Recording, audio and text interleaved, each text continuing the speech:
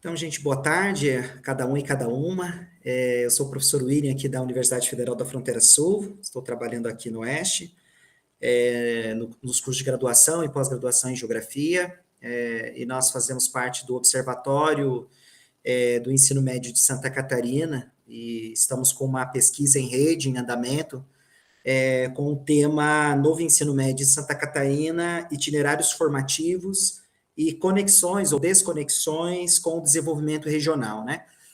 E então é um prazer imenso. A gente vai ter aí 1h30 até as 17 horas no máximo, né?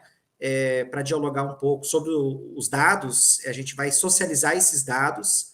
Então a gente ainda está trabalhando nas análises. Então a gente vai levantar aqui algumas observações, vamos levantar problematizações e ouvir a comunidade, né? Que é muito importante que a gente consiga nesse momento também dialogar. Nós temos aqui colegas, professores da educação básica que estão aqui, gestores e gestores das coordenadorias regionais de educação, que entendem, né, do meu ponto de vista, pelo menos as que estão aqui, que eu convidei, que entendem o papel da pesquisa e a importância que a pesquisa tem para compreender, né, para debater, qualificar, discutir os rumos das políticas educacionais do Estado de Santa Catarina e do Brasil, né? E não, nós estamos aqui como Observatório do Ensino Médio, e eu também vou passar para os meus colegas que nos acompanham aqui hoje, que também pertencem ao Observatório. Então, eu vou chamar a Mari, que vai se apresentar agora, depois a Mari vai chamando o outro. Mari, se apresenta aí. Então, boa tarde, eu sou Marisete, eu trabalho aqui na UNO Chapecó, na formação, sou do curso de Educação Física, estou há 18 anos aqui na instituição, trabalhando com formação de professores. Também trabalho há quase 20 anos na rede pública estadual, trabalho já há uns 15 anos exclusivamente com o ensino médio, diante de outras propostas, né, de projeto de ensino médio inovador, principalmente na escola, ensino médio integral, e hoje também estou como diretora do colégio no Chapecó, que é um colégio somente de ensino médio. Aí, chama alguém aí, Mari, para se apresentar. Odilon, vou chamar você, então. Olá, gente, tudo bem? Sejam todos bem-vindos, bem-vindas, um prazer tê-los aqui hoje. Eu sou o professor Odilon, trabalho na UNO Chapecó há rasos 36 anos, mas já fui, porque quase 15 anos trabalhei na rede pública estadual e sempre trabalhei desde esse tempo na UNO Chapecó com formação de professores e agora estou tendo uma experiência muito bacana com o ensino médio. Eu sou assessor pedagógico do colégio da UNO Chapecó e vivendo aí as dores e as delícias do ensino médio na atualidade. Então, participando aqui também. Chamo quem? Filomena? Pode ser. Pode ser. Então, sou Filomena Rodrigues da Silva, atualmente professora no Instituto Federal Catarinense Campus Camboriú, mas me articulo aí com William, Odilon e Marisete no Oeste em função de que por 34 anos residi aí e trabalhei, né, por quase 15 anos na rede estadual de Santa Catarina, inclusive como integradora de ensino médio profissional e supervisora de educação básica profissional na Gerência de Educação de São Miguel do Oeste, à época, e estudo ensino médio desde 2007. Né? Então, eu tenho aí 15 anos de estudos no ensino médio, na educação profissional, e é uma temática aí que a gente precisa debater, discutir, né, quando da formulação de políticas públicas que nós temos aí nos últimos, né, desde final da década de 1990, e uma amplitude bastante grande de políticas, e a gente precisa discutir o que é esse ensino médio, né, e que formação de juventudes nós precisamos, né. Então, obrigada pela oportunidade de estar aqui com vocês nessa tarde e trocar e aprender com vocês. Chamo o Elcio, né, que é nosso colega de observatório. Obrigado, Filomena. Uma saudação a todos e todas. Então, sou o professor Elcio, tenho vinculação agora efetiva com a UNO Chapecó, na assessoria também do colégio da UNO Chapecó, essa experiência que, junto com Marisete e o Odilon, temos feito desde 2020. Eu também sou vinculado à rede estadual, estava na sede, estou agora em transição, entrando em licença sem vencimento, para atuar em outros projetos, mas ainda continuo muito interessado com o currículo do novo ensino médio. Muito bom, gente. Então, agradecer aqui os colegas, né? Eu acho que é isso, né? Esse coletivo que se debruça, né? E outros colegas que nós também queremos chamar futuramente para estar compondo aqui esse coletivo do Oeste. Então, eu estou olhando aqui na minha telinha o Diego, mas daqui a pouco outras pessoas também estão entrando em contato conosco, porque aqui também na nossa região, o recorte da pesquisa são com as escolas piloto, né? E nós temos, querendo ou não só a maior região de abrangência, como também o maior número de escolas que se colocaram à disposição já no início ali, logo após a institucionalização da Lei 13.415 de 2017, a aderir ao movimento do novo ensino médio e a instituir essa matriz curricular e colocar em movimento algumas experiências que hoje também nos ajudam a compreender os seus desdobramentos na organização do trabalho pedagógico, na rotina, no planejamento, na formação das juventudes e tudo mais. Então, o que a gente vai apresentar aqui, né, são dados que nós podemos entender esses dados como retratos, digamos assim, né? A gente foi lá e tirou uma foto agora de uma situação, de um determinado período, né, de quando a pesquisa foi realizada, que foi logo ao longo do segundo semestre do ano passado, pensando que nós estamos num estado com 120 escolas pilotos, né, que deram início a esse trabalho, e 56 escolas se localizam aqui, se situam no Oeste. Então, nós nos dividimos em apresentar dados que voltou para nós, a gente criou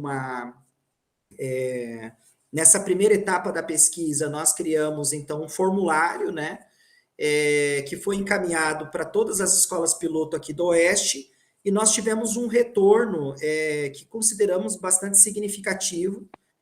No caso aqui dos gestores, né, nós tivemos retorno de pelo menos das 56 escolas piloto, nós tivemos um retorno de 21 estabelecimentos. Então, é um dado quase 40% de retorno nesse segmento dos gestores.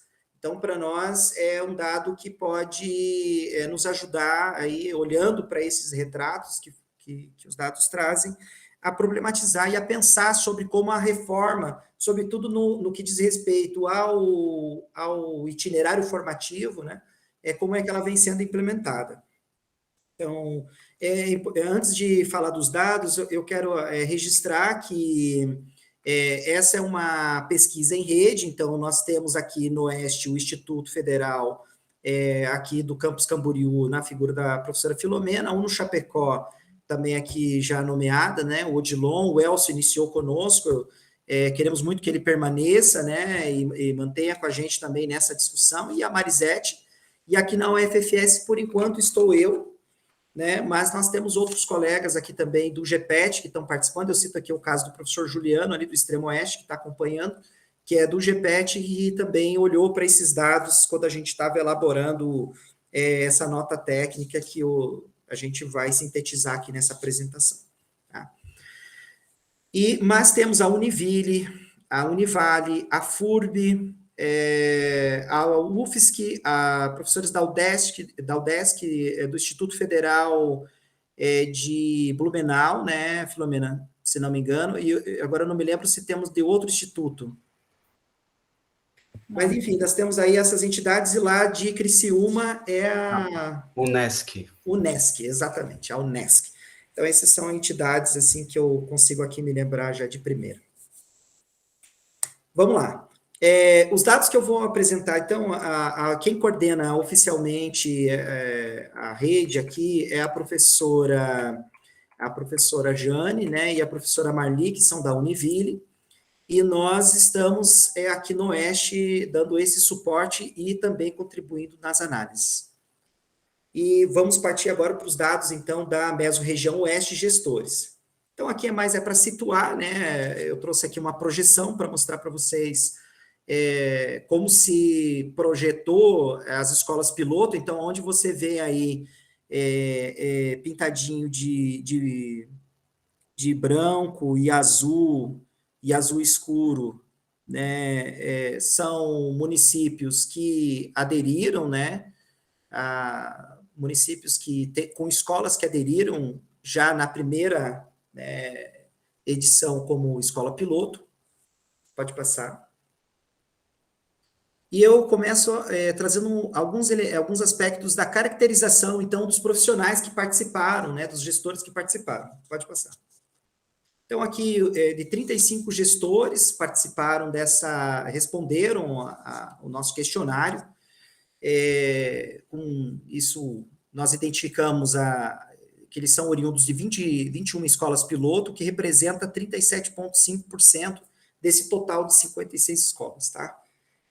Tendo aí a maioria, então, de mulheres. Então, as mulheres predominam na gestão. Então, isso é um dado aqui de caracterização. Pode passar.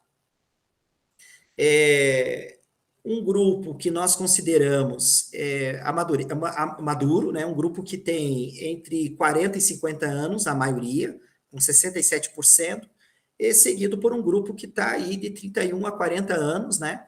Que são a maioria desse coletivo que respondeu, né? E aí, abaixo de 30 anos estão... E tem também os que estão mais maduros, os 17% aí, que estão mais de 50 anos, né? Então, nós consideramos que se juntar aí os acima de 40 anos, é uma característica desse grupo gestor ser esse adulto, uma pessoa mais madura, que também, vocês vão ver pelo tempo de permanência de trabalho, são pessoas que também já estão há algum tempo na rede. Sendo aí 91% de brancos, né? E a gente também encontrou uma pequena parcela de população de gestores que são negros, então mostra aí uma predominância de brancos e de pardos. Então, nos chamou a atenção aqui também a presença na equipe de gestora de outras matrizes étnicas. Então, isso mostra também que talvez a gente tivesse outras informações interessantes da implementação em escolas que são em territórios indígenas, em territórios quilombolas, que a gente não tem aqui esse dado, né? Então, para mostrar aí para vocês um pouco isso. A formação acadêmica predominou a especialização, então aqui é uma demanda latente, a gente até aponta isso na nota técnica, a gente que trabalha aqui com as universidades, né? Então, uma demanda latente para pós-graduação, estrito sensu, mestrado e doutorado, aí, o Dilon, Filomena, né, Elcio, o pessoal que está aí da pós-graduação, o Diego, né? O coletivo de gestores, de maioria especialista e com várias especializações, às vezes tem gestor com 2, 3, 4 especializações, mas que não vai para o estrito, né? E aí um número menor, daí então, só que tem a graduação, não encontramos com graduação incompleta, por uma questão óbvia, mas encontramos um doutorado, então alguém que também apostou, né, em 3 mestrados, mas não é a maioria. E com o vínculo efetivo, né? Encontramos 2 casos com admitido em caráter temporário que a gente imagina que não está no cargo de direção, que talvez seja alguém que esteja na coordenação pedagógica e que acabou assumindo, tá? Porque a gestão a gente sabe que exige uma outra, precisaria estar como efetivo. Então, a maioria é efetiva. Pode passar. É um público que tem um tempo de atuação aí, como vocês podem olhar para o dado, de mais de 10 anos completos de atuação no ensino médio, 44%, e você tem 38%, mais de 20 anos na rede pública. Então, além de estar ali, né, num público mais maduro, que já está acima dos 30, 40 anos, também é um público que está na rede, né? Então, os gestores têm um pouco essa característica. Depois vocês vão ver que os dados dos professores alteram um pouco. Aí você tem 11,7 aí que está entre 3 e 10 anos, e a minoria então abaixo de 3 anos. Então, um público que também tem uma atuação no ensino médio e tem atuação na educação há bastante tempo, né? Você vê ali 60% mais de 20 anos na educação. Então, não são marinheiros de primeira viagem, compreendem, estão na rede pública já há bastante tempo. Pode passar.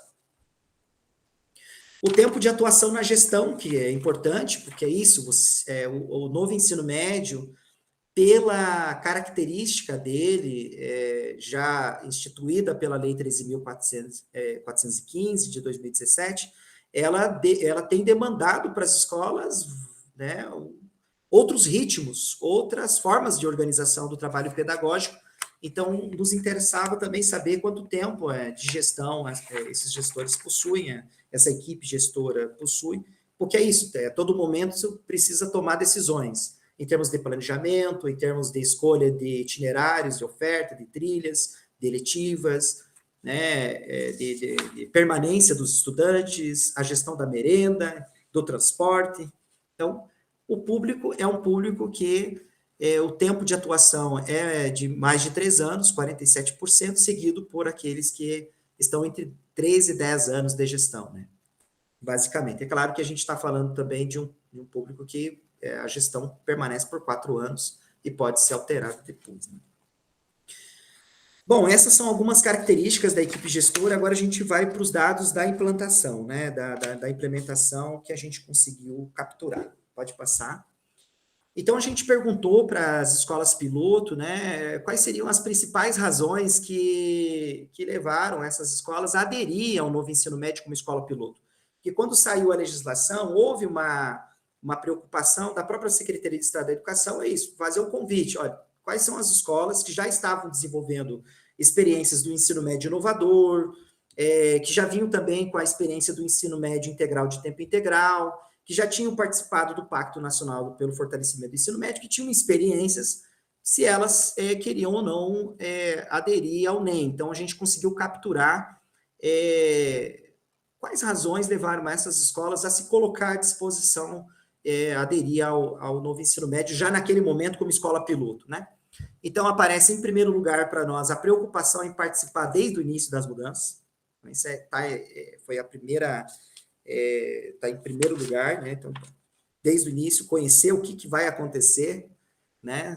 Com a institucionalização da reforma, a vontade de ofertar cada vez mais um ensino médio de qualidade e de referência para os jovens. Então, essas escolas, elas sinalizam essa preocupação. Então,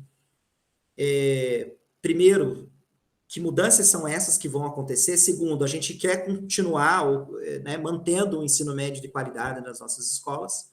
Então, em termos de formação integral, diversidade de oferta nas áreas, práticas e vivências diferenciadas, protagonismo dos jovens. Então, isso foi chamando a atenção por parte dos gestores. Então, assim, olha, a gente, né, ouvindo as propagandas do governo federal, o chamamento da SEED e as pessoas que estão no nosso entorno, a gente entendeu que era necessário entrar porque estava tendo tudo isso, né? Então, tem uma gramática por trás disso, isso que a gente conseguiu levantar.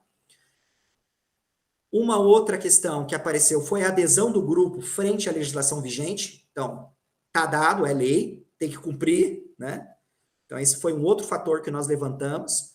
E um outro fator também bastante relevante que apareceu para nós foi a experiência da escola no desenvolvimento de outros programas. Até porque isso estava no chamamento. Era a prioridade do Estado de Santa Catarina, a gente consegue observar nos documentos, as análises documentais que nós já fizemos, que foi a primeira etapa da pesquisa, mostra lá que a prioridade eram escolas com ensino médio inovador e o ensino médio integral e tempo integral. Tá? Então, isso aparece também, bom, já temos essa experiência, sabemos mais ou menos como as coisas vão acontecer e levantaram essa expectativa, né? Eu digo, por exemplo, no ensino médio inovador, e no ensino médio integral de tempo integral, os professores tinham 5 aulas de planejamento. É um exemplo. Se temos 5 aulas de planejamento, opa, vamos entrar no novo ensino médio e assegurar essas aulas, porque essas aulas, elas são estratégicas para a implementação de qualquer atividade, ação, isso era um resultado positivo. Então, eles levantaram essa expectativa. Então, isso também apareceu como uma das principais razões. Tiveram outras, né? Mas essas aparecem como as principais. Pode passar, Mário. Aí a gente foi olhar os documentos também. Que documentos, né, estavam orientando a implantação do NEM nas escolas? E, no primeiro lugar, então, apareceu a Base Nacional Comum Curricular, já de ponta, olha a base, e os documentos que são resultados da base, isso já apareceu.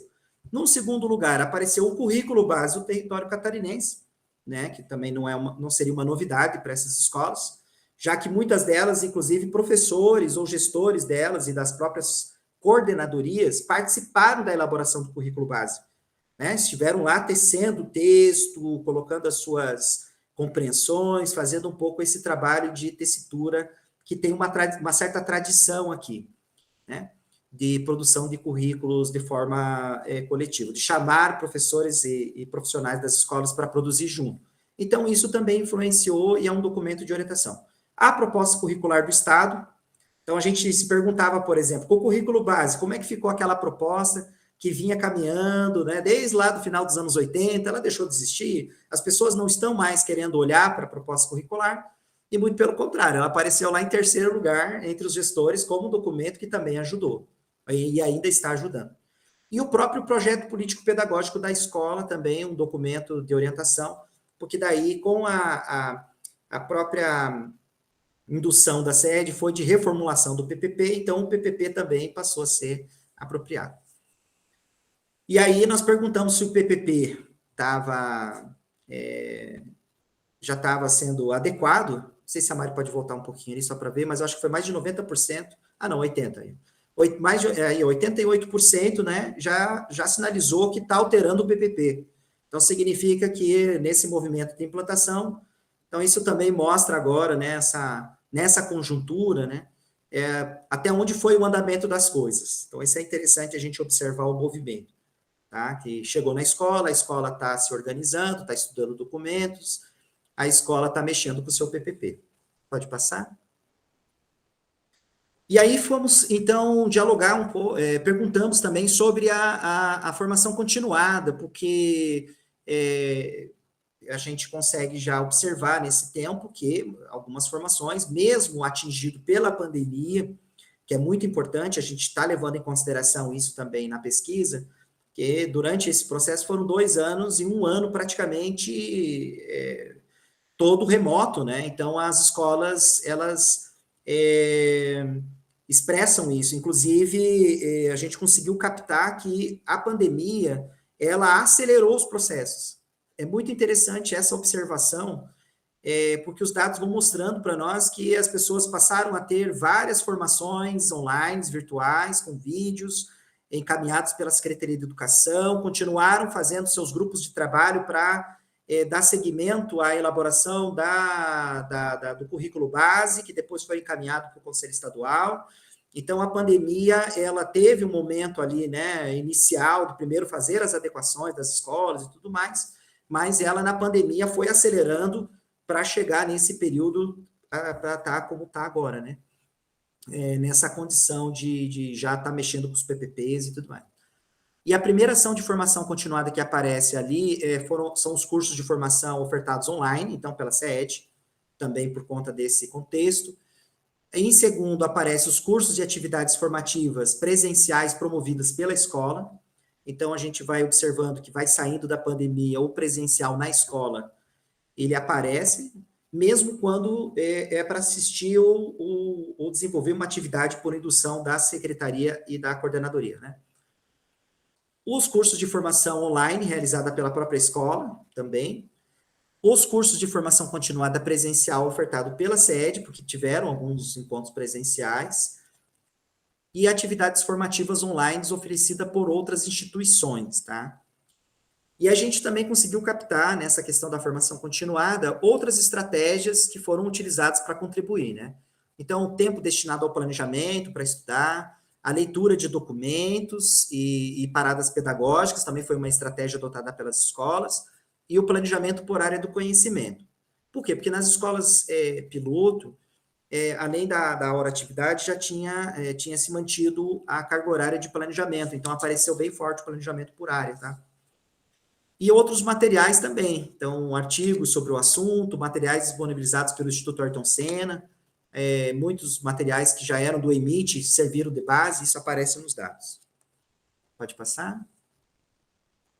A percepção dos gestores sobre a formação continuada, 51% dos gestores entendem que essa formação ela foi satisfatória, seguido por 31% que ficou meio na dúvida, que disse assim, ó, não é nem satisfatória nem insatisfatória.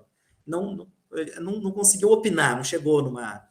Né? Então, a gente poderia dizer que 49% aí praticamente ficou na dúvida, e 31% ficou na dúvida, e 11% já de imediato disse que não entendeu que a formação não foi satisfatória, tá? Foi uma formação que não deu conta.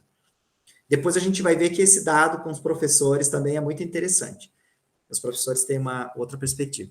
Já na participação na escolha de trilhas e eletivas, aparece ali que a participação dos gestores, os gestores tiveram uma participação significativa para escolher quais trilhas e eletivas seriam ofertadas, seguido ali pelos professores e pelos estudantes.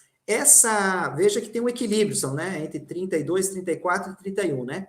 Você tem professores, gestores e estudantes, então esse movimento, esses 3 segmentos, eles aparecem muito forte para a escolha das trilhas e eletivas. Esse dado apareceu para nós, na participação de trilhas e eletivas.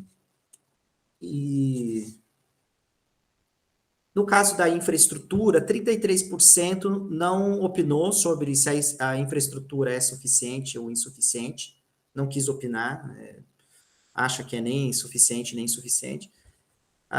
E outros 36% entendem que na sua escola a infraestrutura ainda não é suficiente para a implantação do NEM. E outros 27% colocou que é suficiente, então, que está dando conta. Perguntamos também das parcerias, quais parcerias com outras instituições já estão sendo feitas para a implantação do NEM, ou foram feitas, né, nesse tempo até agora.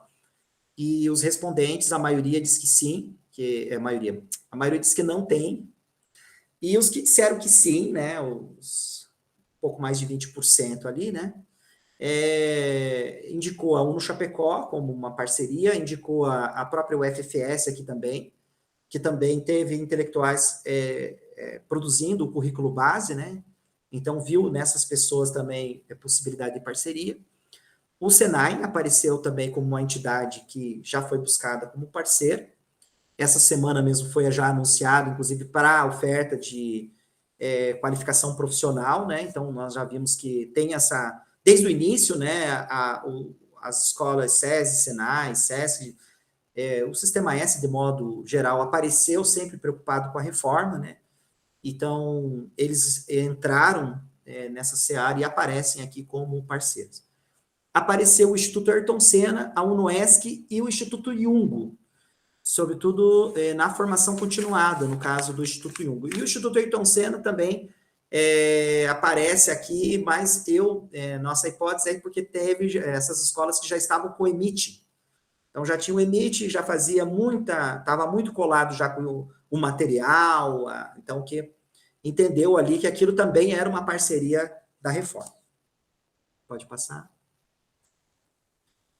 Nós mapeamos, junto com os gestores, quais trilhas de aprofundamento já foram ofertadas nas escolas. Então, a gente ainda está tabulando bem esses dados para a gente entender melhor como é que elas conectam, ou estão desconectadas, né, dessa lógica do desenvolvimento regional, mas já deu assim para a gente sentir que as trilhas de aprofundamento integradas, eu selecionei aqui as que mais aparecem, né, nós selecionamos as que mais aparecem, foram as que mais foram ofertadas, porque aqui a gente não coloca, elas foram ofertadas em várias escolas, várias vezes.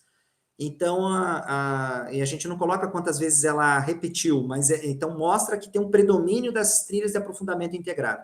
Então, aqui levanta até um quesito, né, porque nos nossos municípios são pequenos, às vezes tem uma única escola de ensino médio e tinha essa orientação de que era estratégico para essas escolas a oferta de trilhas de aprofundamento integradas, então predomina.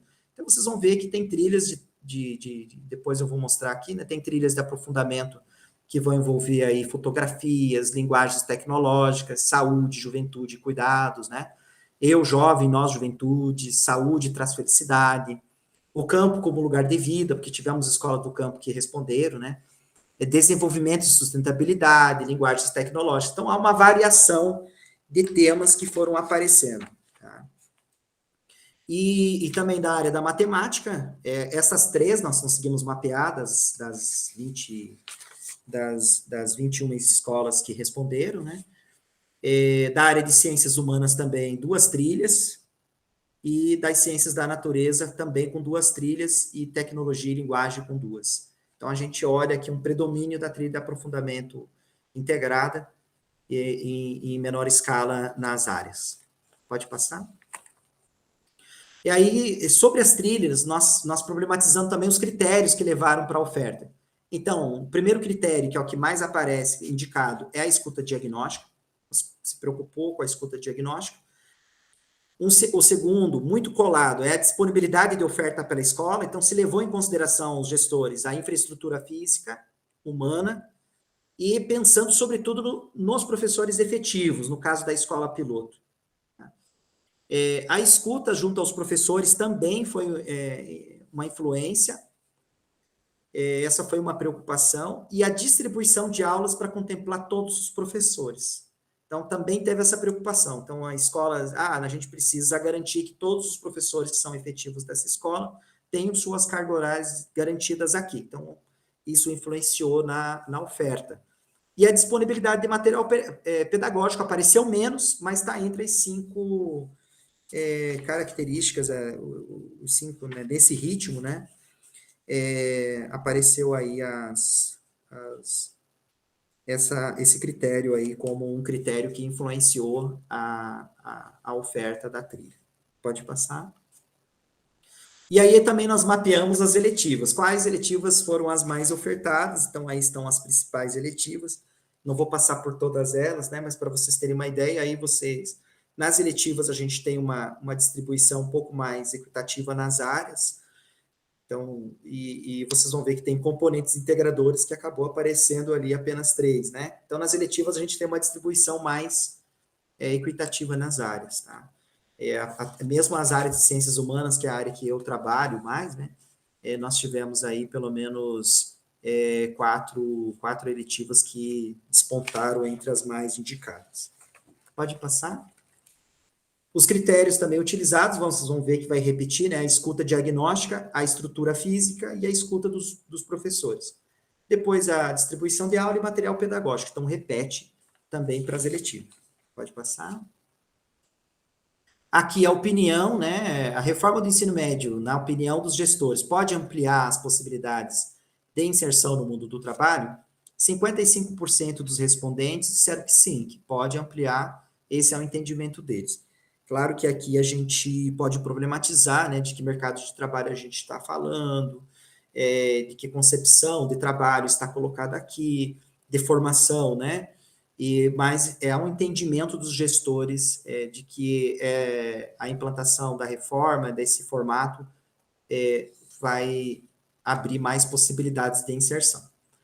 Outros 26, então, ficaram indecisos, e os 14,7% aí discordam dessa afirmativa. Perguntamos se os itinerários estão de acordo com as necessidades de formação profissional da região, e aí 64,7% dos gestores, olhando para a sua realidade, disseram para nós que sim, desses respondentes, né? Que para eles estão em acordo com as necessidades da região em que eles se encontram. Discordando apenas 14,8% e ficaram aí 20% indecisos. Pode passar. Aí a gente perguntou da alternativa que melhor representa a percepção dele sobre os projetos de vida, a ideia do projeto de vida como componente curricular. E apareceu, pegando aqui as 3 primeiras, né, 70,5% dos respondentes dizendo que o projeto de vida, na sua percepção, auxilia os jovens a fazer suas escolhas pessoais e profissionais. Né? Então, isso está na percepção do gestor. Seguido por aqueles que dizem que a reforma ele ajuda o jovem a perceber o seu papel na comunidade que ele vive.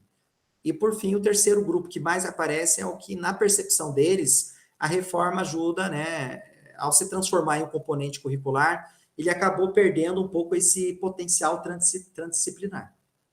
Então, houve a oferta e como componente, ele perdeu esse potencial, 8,8%. E aí, por fim, perguntamos sobre os principais desafios para a implantação dos itinerários. E o que aparece primeiro? É o tempo do planejamento integrado, para estudar, para implementar a proposta, que, na visão dos gestores, precisa ser garantido, tem que ser um planejamento coordenado e orientado, não é um planejamento solto, né? Tem que ter a garantia, né? Um desafio é a garantia de contratação de profissionais habilitados efetivos em todas as áreas do conhecimento, para amenizar as contratações de caráter temporário. Então, tem colocações que mostram que o ACT foi pegando itinerários e eletivas, né? Então, isso, com as trocas de um ano para outro, é sempre um recomeço, né? Para começar a trabalhar um currículo que é complexo, né? Relatos apontam, então, essa dificuldade dos profissionais temporários que não acabam criando identidade com a escola e com a proposta, porque estão transitando. Um outro desafio que apareceu é a formação continuada de professores no formato presencial. A gente já consegue ouvir nas escolas que é o presencial, em rede, em serviço na escola, efetivo, né? Então, um pouco essas palavras estão ligadas a esse presencial.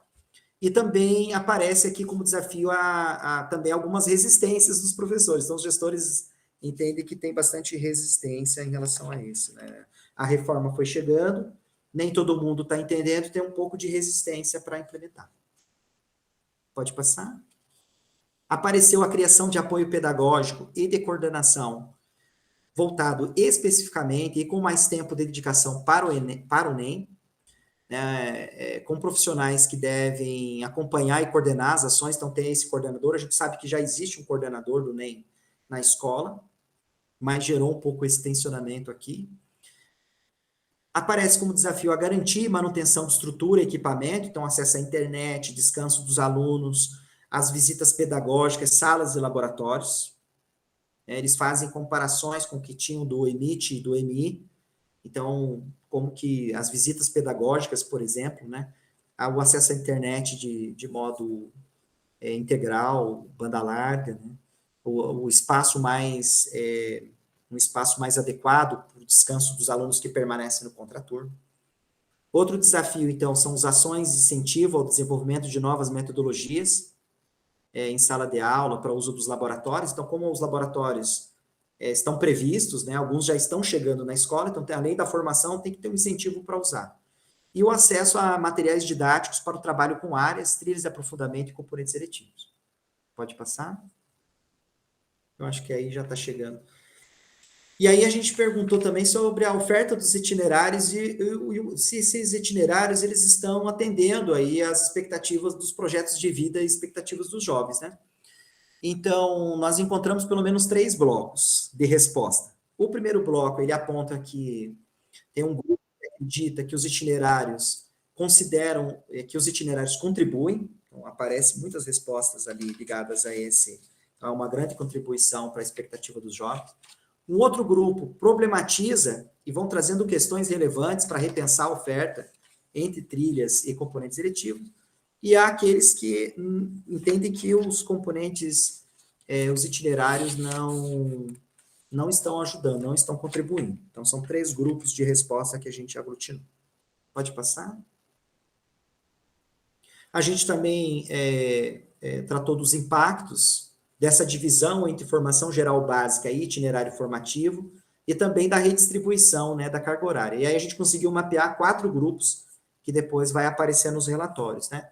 É um grupo que está preocupado com o tempo de planejamento para o trabalho interdisciplinar, que essa divisão acabou trazendo uma nova dinâmica para esse tempo de planejamento, a ampliação do tempo escolar de permanência dos estudantes na escola. Então, essa ampliação também é um elemento que aparece ligado a essa divisão e redistribuição. A capacidade de efetiva escolha dos estudantes também aparece, porque mesmo adotando metodologias de escuta, não se garantiu para a grande maioria dos jovens a real escolha dos itinerários, tanto em trilhas e eletivas, isso aparece, e a redução da carga horária de componentes da formação geral básica, isso também aparece. porque muitos professores se sentiram, os gestores apontam que os professores entendem que se sentiram lesados ao perder aí pelo menos 30% da carga horária em algumas áreas, na formação geral básica, né? Pode passar. E é isso, eu acho que em termos dos gestores, né, eu até coloquei aqui na nota técnica que nós estamos elaborando, que é que os gestores eles afirmaram que a parte flexível do currículo, que é composto por trilhas e eletivas, e o projeto de vida, que eles podem trazer importantes contribuições para a formação das juventudes, atender às suas expectativas, mas as suas percepções divergem desse entendimento quando falam da mudança que levou a essa diminuição do espaço-tempo de aulas na matriz curricular da formação geral básica. Então, além dos professores, isso vai aparecer nos professores, aparece também nos gestores. Essa percepção de que a redução, ela pode gerar um impacto negativo, né? Então, seria isso. Eu vou passar para a Mari, que eu já passei do meu tempo. Eu estava preparado por um tempo e já passou aí pelo menos 10 minutos. Então, boa tarde, pessoal, para quem chegou depois, né?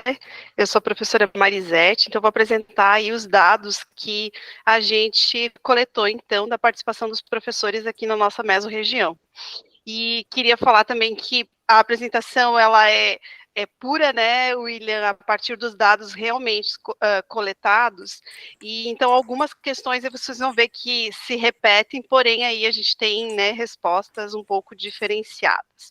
Aqui eu acho que o William já apresentou o recorte, né, a gente já apresentou da onde falamos, né, e vale destacar também, né, William, que somos aí a região que ficou com uma responsabilidade enorme da quantidade de escolas que participaram, né, do processo aí do novo, do NEM em Santa Catarina, então é a região que mais tem, né, escolas aí na distribuição, então por isso também que os dados eles ficaram também um pouco mais complexos de serem analisados. Primeiro, então, a gente vai falar um pouquinho da caracterização do pessoal e profissional dos professores que participaram. Então, aqui em se tratando dos dados de professores, a gente teve 24 escolas, então, professores participantes de 24 escolas, totalizando aí 288 professores participantes da pesquisa. Esse instrumento, então, ele é um instrumento, né, de forms, que foi enviado para as escolas, então também a facilidade de chegar até o documento foi grande, mas a gente não atinge aí os 50%, né, de escolas participantes da nossa região. De qualquer forma, a gente tem um número significativo de professores que participaram, ao todo aí a gente vê que o predomínio de mulheres, né, em torno de 160 aí participantes da pesquisa, 163, né, mulheres, e homens, então, 65. E lógico que a gente tem aí, né, as outras denominações, enfim, de participantes também com um número menor, mas todos eles aí importantes para o processo, né.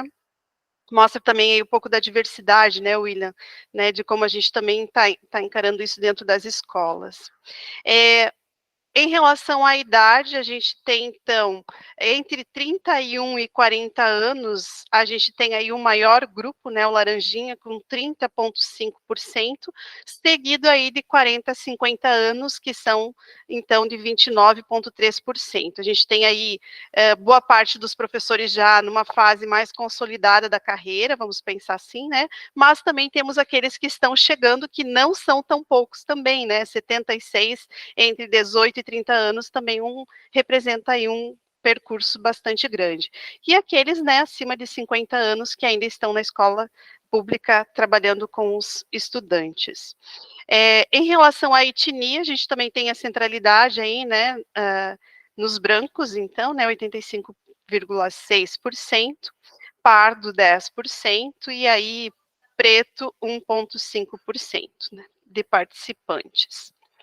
Em relação à formação acadêmica, nós vamos ver que a maioria dos nossos professores, com 63,2%, são professores especialistas. A gente tem o vermelhinho aí com 12% de professores com mestrado, e o 18,5% os professores com graduação, né, atuando na escola. Aparecem também ainda a graduação incompleta, que deve ser os nossos estudantes de licenciatura que estão inseridos já no mundo do trabalho, e também 3 participantes da pesquisa com doutorado. O vínculo na escola, então, a gente tem, aí sim, 60,1%, né, de professores admitidos em caráter temporário, que são os professores ACTs, que a gente chama aqui em Santa Catarina, e 104 professores, representando 39,9% de professores efetivos. E eu acho que aqui bate um pouco também com os dados lá que os gestores apresentaram, né, William, de que por conta das trilhas e por conta das eletivas, também esse acréscimo aí do número de professores também na rede estadual, mas Santa Catarina, a gente sabe que tem, né, um grande número de professores ACTs que estão inseridos na rede. Isso até é uma pauta da categoria também que a gente vem acompanhando.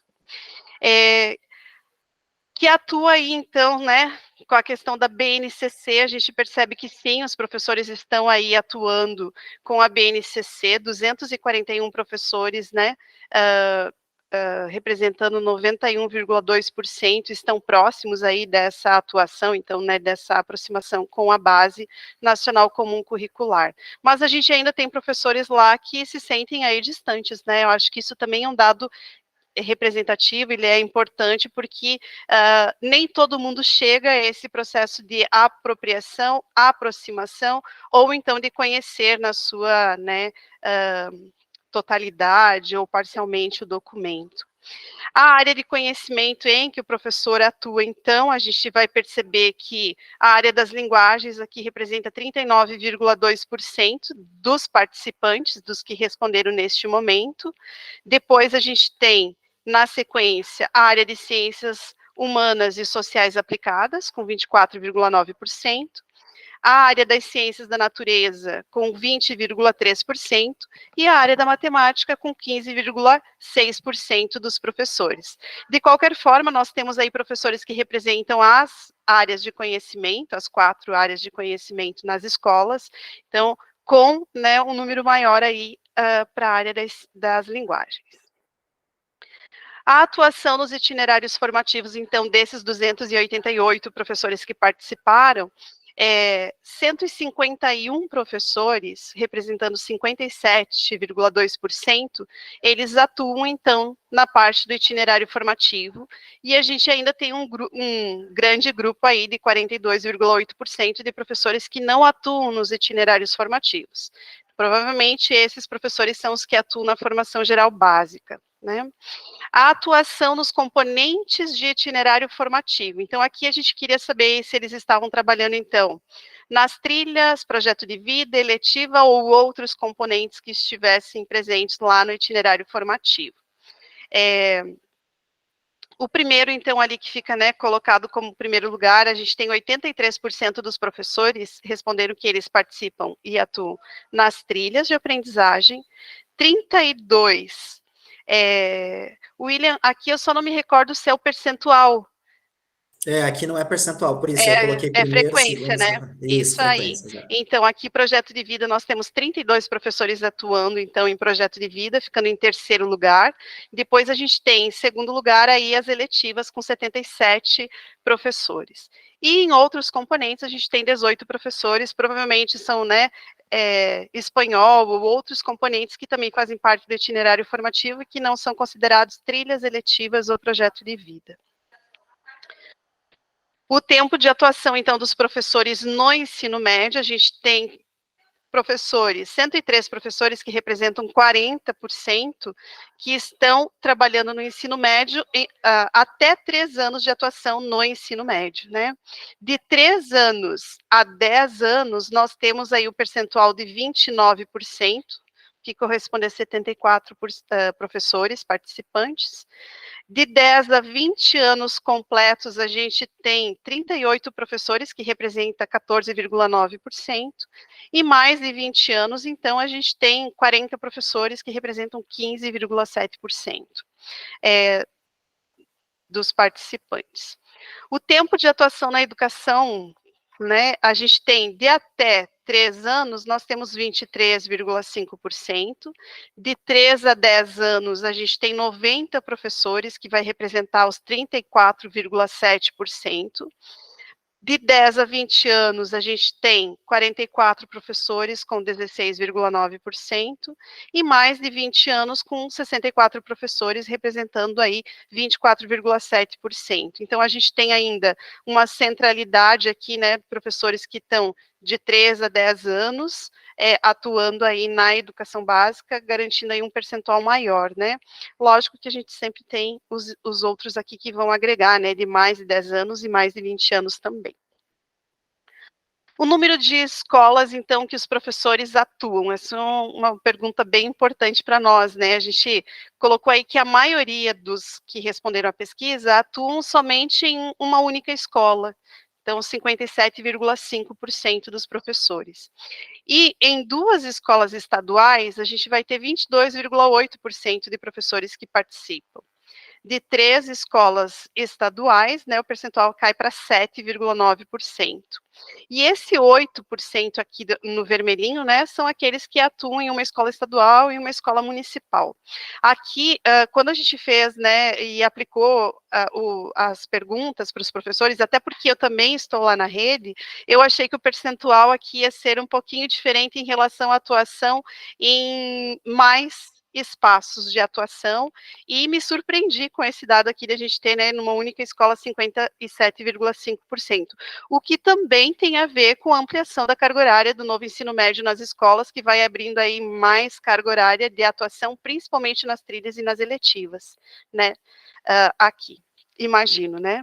Carga horária semanal de trabalho dos professores, então, se a gente for ver aqui, a maior carga horária dos professores que a gente tem, são os professores de 40 horas, que trabalham são 45,8% de professores que trabalham as 40 horas. Mas ali em azulzinho, né, a gente tem um número bastante significativo, só um pouquinho que tem gente pedindo para entrar, tem um número bastante significativo, que é 24,2% de professores, pode deixar, de professores que atuam mais de 40 horas, né, com carga horária de trabalho semanal. Com 17%, então, a gente tem professores que trabalham 30 horas, depois 20 horas a gente tem 9,2%, e com 10 horas, 3,8% dos professores. Sobre a implantação, então, do novo ensino médio nas escolas piloto, a gente foi perguntando, né, as nossas perguntas aqui eram em relação à 13ª era, o acesso aos documentos indutores, então. A gente vai perceber aqui que os professores reconhecem um pouquinho diferente, né, dos gestores, né, em relação aos documentos, mas aparece, então, como um documento, né, 38,8% dos professores falaram da Base Nacional Comum Curricular, depois a gente tem aí com 27,4% o currículo do território catarinense, em terceiro lugar, uma outra, né, a gente tem aqui o 16,6% outros documentos, em quarto lugar, 12,2% a gente enxerga aqui que é a proposta curricular do estado de Santa Catarina, e 4,4% aparece o PPP. E aí a gente tem uma pessoa que disse que não teve acesso. Então, em relação aos 16% aqui de outros documentos, né, pesquisas na internet, materiais audiovisuais e informativos complementares, livros didáticos, materiais disponibilizados pelo Instituto Ayrton Senna, Jungo, Fundação Vivo e material de referência do EMIT. Em se tratando ao projeto político-pedagógico, se a escola já contempla, né, o NEM no documento principal e orientador da escola, na sua maioria, com 91,4%, sim, né, o NEM está aí escrito até por conta dessa mesma movimentação e que o William já explicou sobre a atualização do próprio documento, que é feito, né, a cada ano, a cada período dentro das escolas. As ações de formação realizadas na escola, então, né, em primeiro lugar, aí a gente tem os cursos de formação continuada, online, ofertados pela sede, e aí aqui a gente vai ter em segundo, né, os cursos e atividades formativas presenciais promovidos pela escola. Em terceiro, então, os cursos de formação continuada, online, ofertados pela escola. Em quarto, a gente tem as atividades formativas online oferecidas por outras instituições. E em quinto, outras atividades de formação.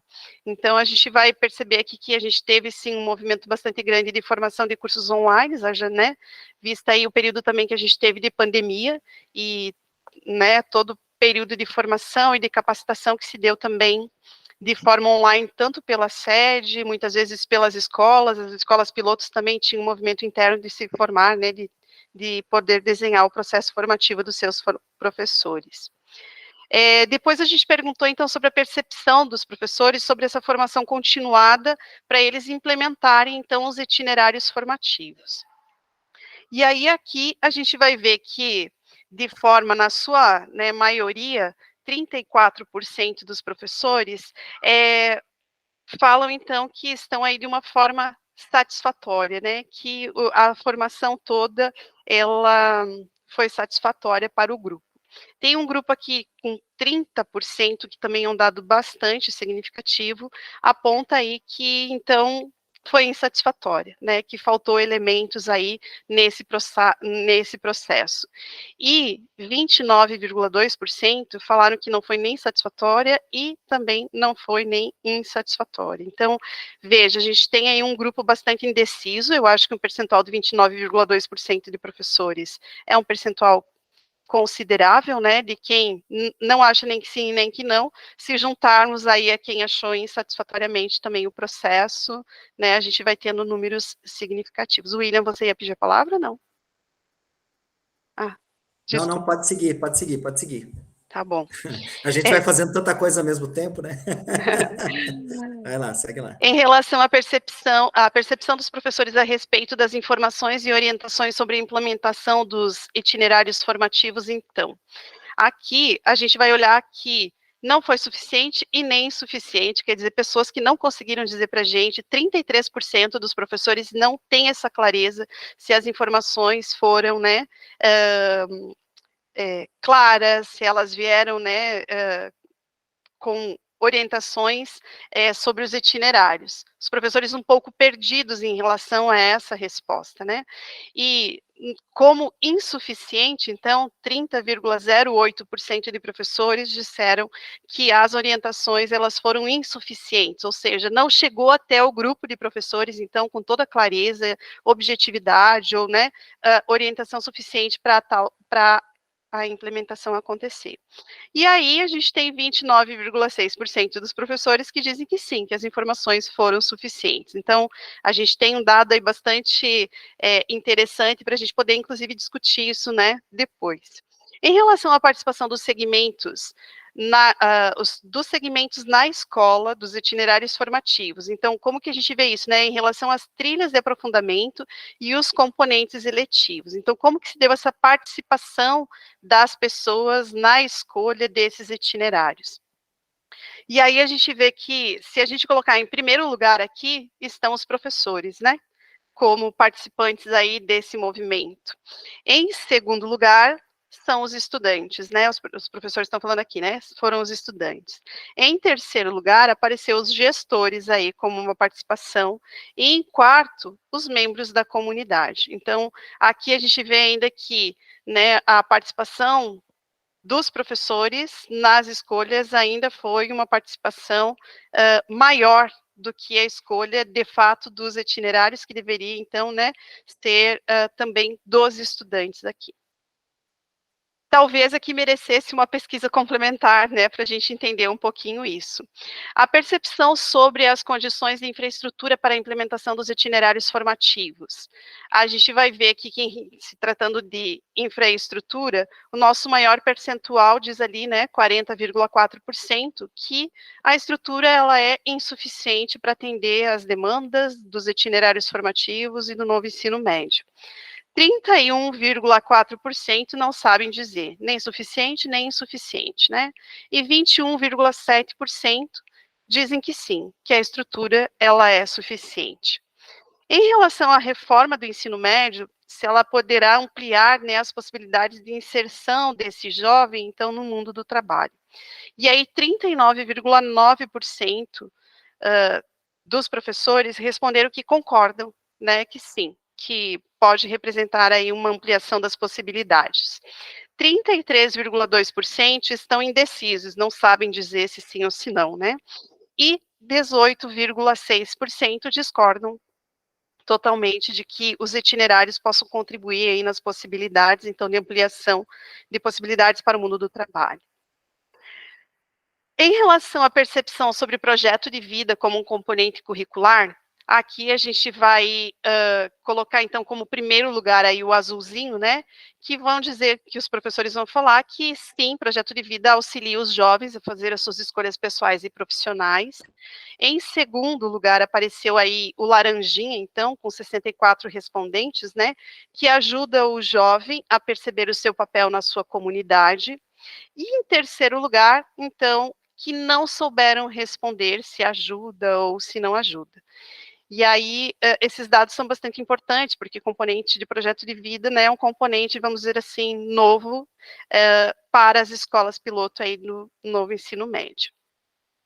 Os itinerários formativos ofertados na escola estão de acordo com as necessidades profissionais da região? 44,5% disseram que sim, né, o laranja, que concordam que está de acordo. 34,3% estão indecisos, né, não sabem dizer se sim ou se não. E 13,2% discordam de que os itinerários estejam, então, de acordo com as necessidades profissionais da região. Sobre os principais desafios de implantação, então, implementação dos itinerários, da mesma forma que lá com os gestores, a gente identificou 3 blocos, né? Uma das fragilidades, então a gente vai ver aqui em relação à estrutura, né? Materiais de apoio pedagógico, laboratórios, internet de qualidade e outros espaços ou outros equipamentos que tenham relação com a questão da infraestrutura. O segundo bloco fala dessa questão do planejamento integrado e a formação de professores. E o bloco terceiro, sobre a dinâmica de implantação da matriz, né, as escolhas de ofertas de trilhas eletivas, resistência de colegas às mudanças propostas, planejamento por habilidades, transferência de estudantes.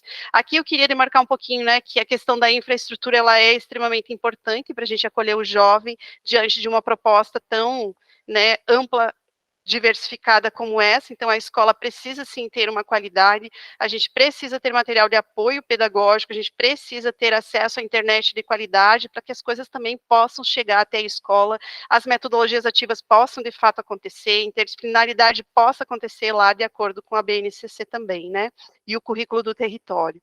A questão do planejamento integrado pareceu fortemente da necessidade, né, a importância que ele tem na escola, e aqui nós entrevistamos somente escolas piloto, ou seja, todas as escolas tinham a carga horária, né, tem ainda, né, a carga horária de planejamento e a questão da importância da formação de professores. Isso ficou muito forte na pesquisa, nas respostas aí dos professores.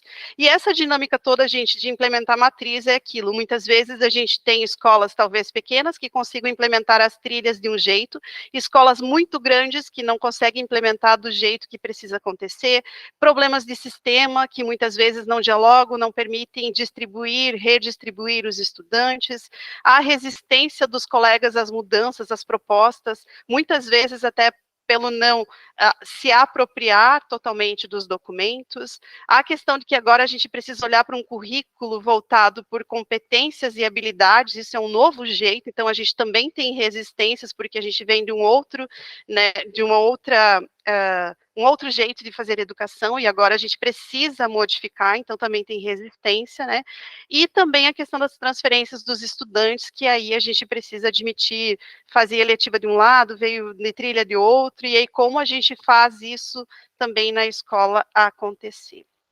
E aí a oferta dos itinerários formativos e o atendimento aos projetos de vidas e expectativas dos jovens. Da mesma forma que, né, a gente organizou em blocos. Primeiro que tem um grupo sim, que acredita que as expectativas elas são supridas, que o projeto de vida dá conta de trabalhar, né, as suas intencionalidades de fato previstas. O outro bloco, então, vai dizer o que condiciona a realização da expectativa a outros aspectos, né? Por exemplo, teria que ter mais saídas de campo, o modo de trabalho do professor, prioridade à aprendizagem dos estudantes para a organização do horário, e então, uma a enturmação, o uso de metodologias ativas para o trabalho também com os estudantes, a distribuição equitativa da eletiva e das trilhas nas áreas de conhecimento.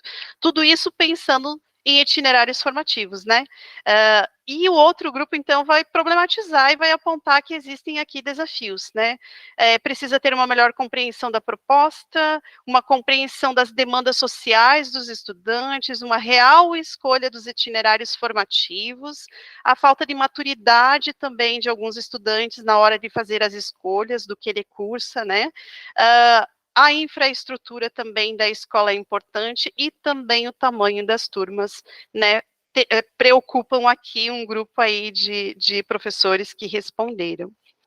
Em relação aos impactos da divisão do currículo, lá da formação geral básica e dos itinerários, e a redistribuição dessa carga horária entre os componentes, a gente tem 3 blocos aí também de professores. Então, aqueles que apontaram que os impactos foram positivos, né, e a nova proposta curricular vem qualificando a formação dos jovens, os que apontam que houve diminuição da carga horária de oferta de disciplinas na formação geral básica, o que tem contribuído para diminuir o trabalho com conteúdos científicos das áreas de conhecimento, e o terceiro, então, aqueles que ressaltam as limitações das escolhas dos estudantes sobre os componentes eletivos e as trilhas de aprofundamento, e aí é o aumento da permanência dos estudantes também na escola, né? O tempo deles permanecerem na escola. Acho que era isso, tentei ser aí mais breve possível, né? Para a gente poder também dar oportunidade para os outros colegas aí contribuir, socializar, enfim. Isso, obrigado, Mari. A gente pensou 20 minutos aí, mas a gente sabe que é isso, né? Como vai ficar gravado, esse também é um momento importante para quem faz pesquisa. E agora eu vou abrir para as inscrições, então, para a gente poder também agora, a partir de tudo que a gente apresentou aqui, né, da percepção dos gestores e professores, a gente está aqui com um público bastante significativo que a gente conseguiu mobilizar, chegamos a ter mais de 70 pessoas aí agora há pouco, né? Da gente também ouvir um pouco, né, os participantes, quem está aí na escola, daqui a pouco também está dialogando, problematizando com alguma coisa que a gente pode também trazer, falar um pouco mais sobre os dados, porque a gente já foi tirando algumas compreensões, mas a gente ainda vai, como está organizando o livro, artigos agora, daqui a pouco a gente vai também dialogar com os aportes teóricos conceituais, né? Enfim, um pouco esse trabalho. Odilon, tá. O pessoal pode se inscrever aqui pode se inscrever no chat, porque daí, como nós estamos em muitos, eu às vezes não consigo enxergar aqui. Assim, eu me inscrevi logo de início porque eu não vou poder permanecer muito tempo, eu estou indo para um município agora à noite, então, uma atividade, eu preciso me ausentar agora 4h30 no máximo.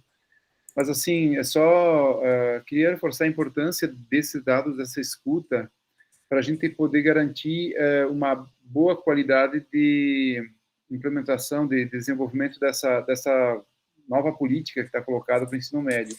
Acredito que os professores e os gestores foram, assim, manifestaram a partir do seu ponto de vista. Eu acho que tem algumas coisas, especialmente aí dos desafios e das preocupações que são muito importantes. Eu acho que ali a questão do planejamento, por exemplo, o tempo de planejamento, que é algo crucial para que o pessoal possa efetivamente conversar. A questão da infraestrutura, e eu estou desenvolvendo outras pesquisas também numa linha similar, mais voltada às tecnologias digitais e a escola, e a grande queixa é exatamente essa, a falta de profissionais de suporte, por vezes, para que o pessoal consiga operar e fazer essa estrutura fluir e dar a resposta que precisa ser dada. Então, acho que aí são pistas. Acho que um público privilegiado que a gente ouviu, né? Creio que outras pesquisas deverão ser feitas com as escolas, não a partir das escolas pilotos, mas das outras escolas também de ensino médio que estão vivenciando essa atividade. E as escolas mesmo que estão aqui presentes hoje, a partir desses dados, acho que é importante manter uma interação com o próprio observatório, para que a gente possa ir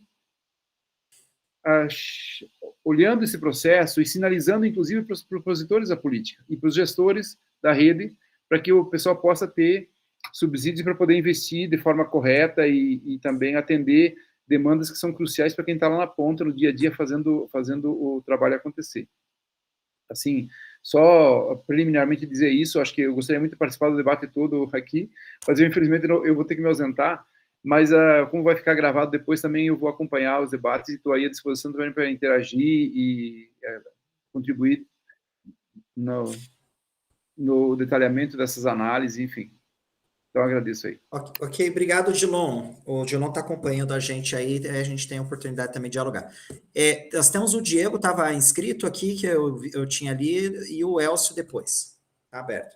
Pode. E o pessoal das escolas também, eu acho que a gente apresentou, né? São dados de percepção e é isso, são retratos, né? Então a gente tem que ir dentro desse público que participou, né? Como toda pesquisa qualitativa que segue, né, essa tradição de olhar para os questionários, ela ainda carece de várias análises, né? Então, a ideia é essa. Pode ir o professor Elcio primeiro. Elcio, tá com você. Obrigado, Diego. Não, é uma pergunta agora formal mesmo. Nos últimos slides, tanto da tua parte, William, quanto da Marisete, vocês reuniram as últimas perguntas por blocos, né, as respostas. Mas não me ficou claro qual é a intensidade desses blocos, ou seja, o bloco 1 é o que mais foi recorrente, ou tanto faz ali, os 3 blocos é importante, ele está classificado por ordem de recorrência? A gente, ali o que a gente fez, Elcio, agora, até porque, na verdade, foram questões abertas, né? Então, as questões abertas, elas vieram com os comentários dos participantes, das participantes. O que a gente fez num primeiro exercício de mergulho no dado, né, e de organização, de tabulação, dentro de uma perspectiva de análise do conteúdo? A gente buscou um princípio de categorização inicial e composição de blocos. Então, a gente encontra 3 blocos que expressam contradições nas respostas.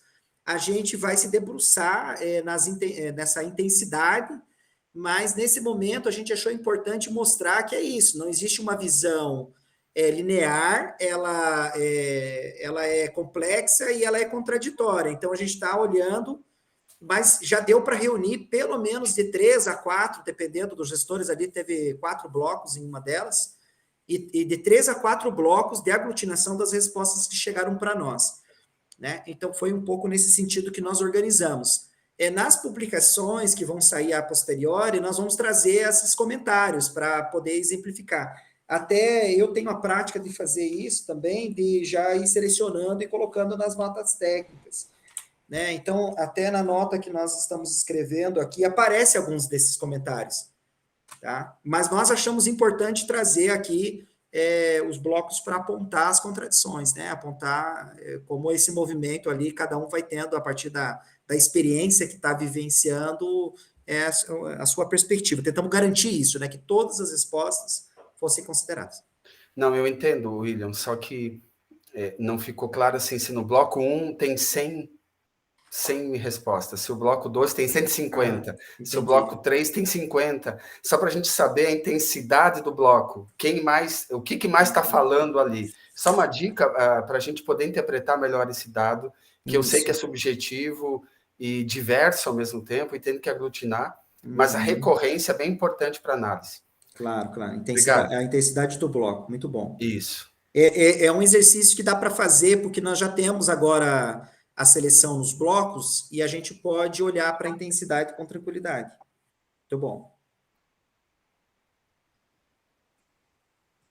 Por enquanto não tem ninguém inscrito, não sei se alguém aí gostaria de... Era o Diego, agora, né? Isso, agora eu poderia, obrigado.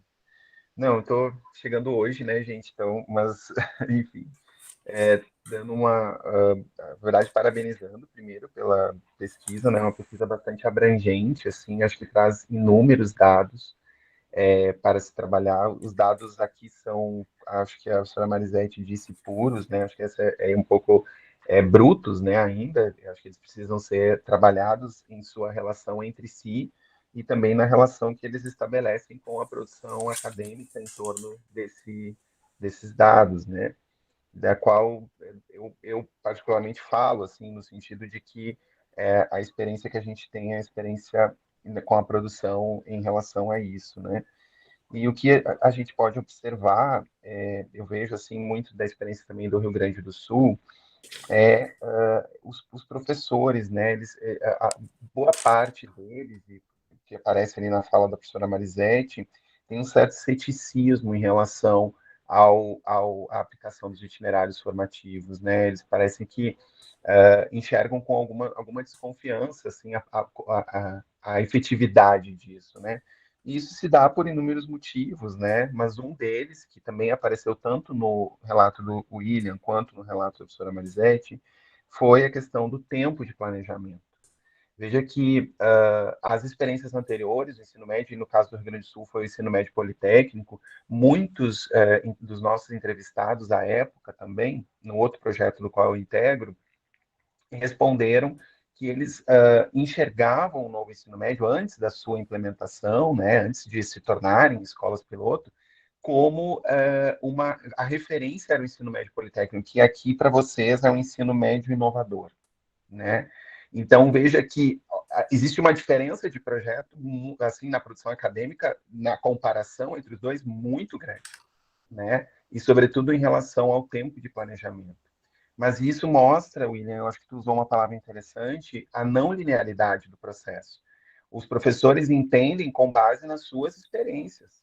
Então, não dá, né, para a gente, eu acho que é uma fala de uma pesquisadora recente, né, tirar lá da professora de matemática da cabeça dela como que ela dava aula de 20 anos, né, e colocar outra coisa de repente. A gente precisa de um tempo de planejamento, né, e um envolvimento maior. Então, acho que isso é fundamental. E me chamou a atenção também uma outra questão que vocês colocaram dos professores, a real escolha dos itinerários. Isso foi um escrito deles, a real escolha dos itinerários. Eu achei interessante isso. Quer dizer, houve uma participação nas escolhas dos itinerários ou houve espaços onde aconteceu uma participação, mas que a decisão veio da secretaria. A decisão final veio da secretaria, ou houve uma participação efetiva, né? Então, veja que esses professores parecem que querem ser ouvidos, né? A resistência também entendo de diferentes formas, né? Quer dizer, o conteúdo dessa resistência, né? Uma resistência não é apenas uma acomodação, ela pode ser uma resistência política. Então, é importante a gente ver em que pontos essas resistências se dão também. E, enfim, eu, assim, parabenizo, né? Acho que tem dados, assim, muito legais, muito importantes, assim, para fazer efetivamente essa leitura, né? Só para finalizar, chama atenção, né? Percepção a respeito, eu notei aqui das informações sobre os itinerários, né? 33% nem suficiente nem insuficiente, 30,8% insuficiente e apenas 29% suficiente. Né? Então, quer dizer, a maioria é insuficiente ou não sabe. Né? Isso é um dado bem contundente. Né? Então, acho que é importante isso. Enfim, cheguei agora, gente, mas queria parabenizar, achei muito legal a pesquisa e acho que podemos trocar assim, com dados do Rio Grande do Sul nesse sentido, assim, né?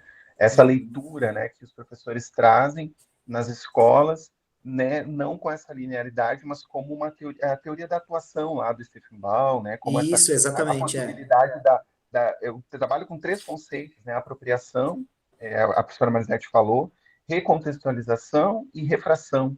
Né? Quer dizer, existem outros termos, né, que são utilizados, eles elaboram e criam uma coisa nova, às vezes até melhor que o próprio documento. Isso, né? isso. Inclusive, Diego, por isso que para nós foi até para dialogar um pouco com a questão que o Esso trouxe, nesse primeiro movimento a gente mais se preocupou em aglutinar nos blocos de resposta, né? Até do que a intensidade, porque para nós, se tiver uma escola que traga uma visão diferenciada, ela está trazendo um elemento que pode ser considerado na análise para poder, até dependendo da resposta que venha, né, um elemento que outras escolas não estão enxergando, né?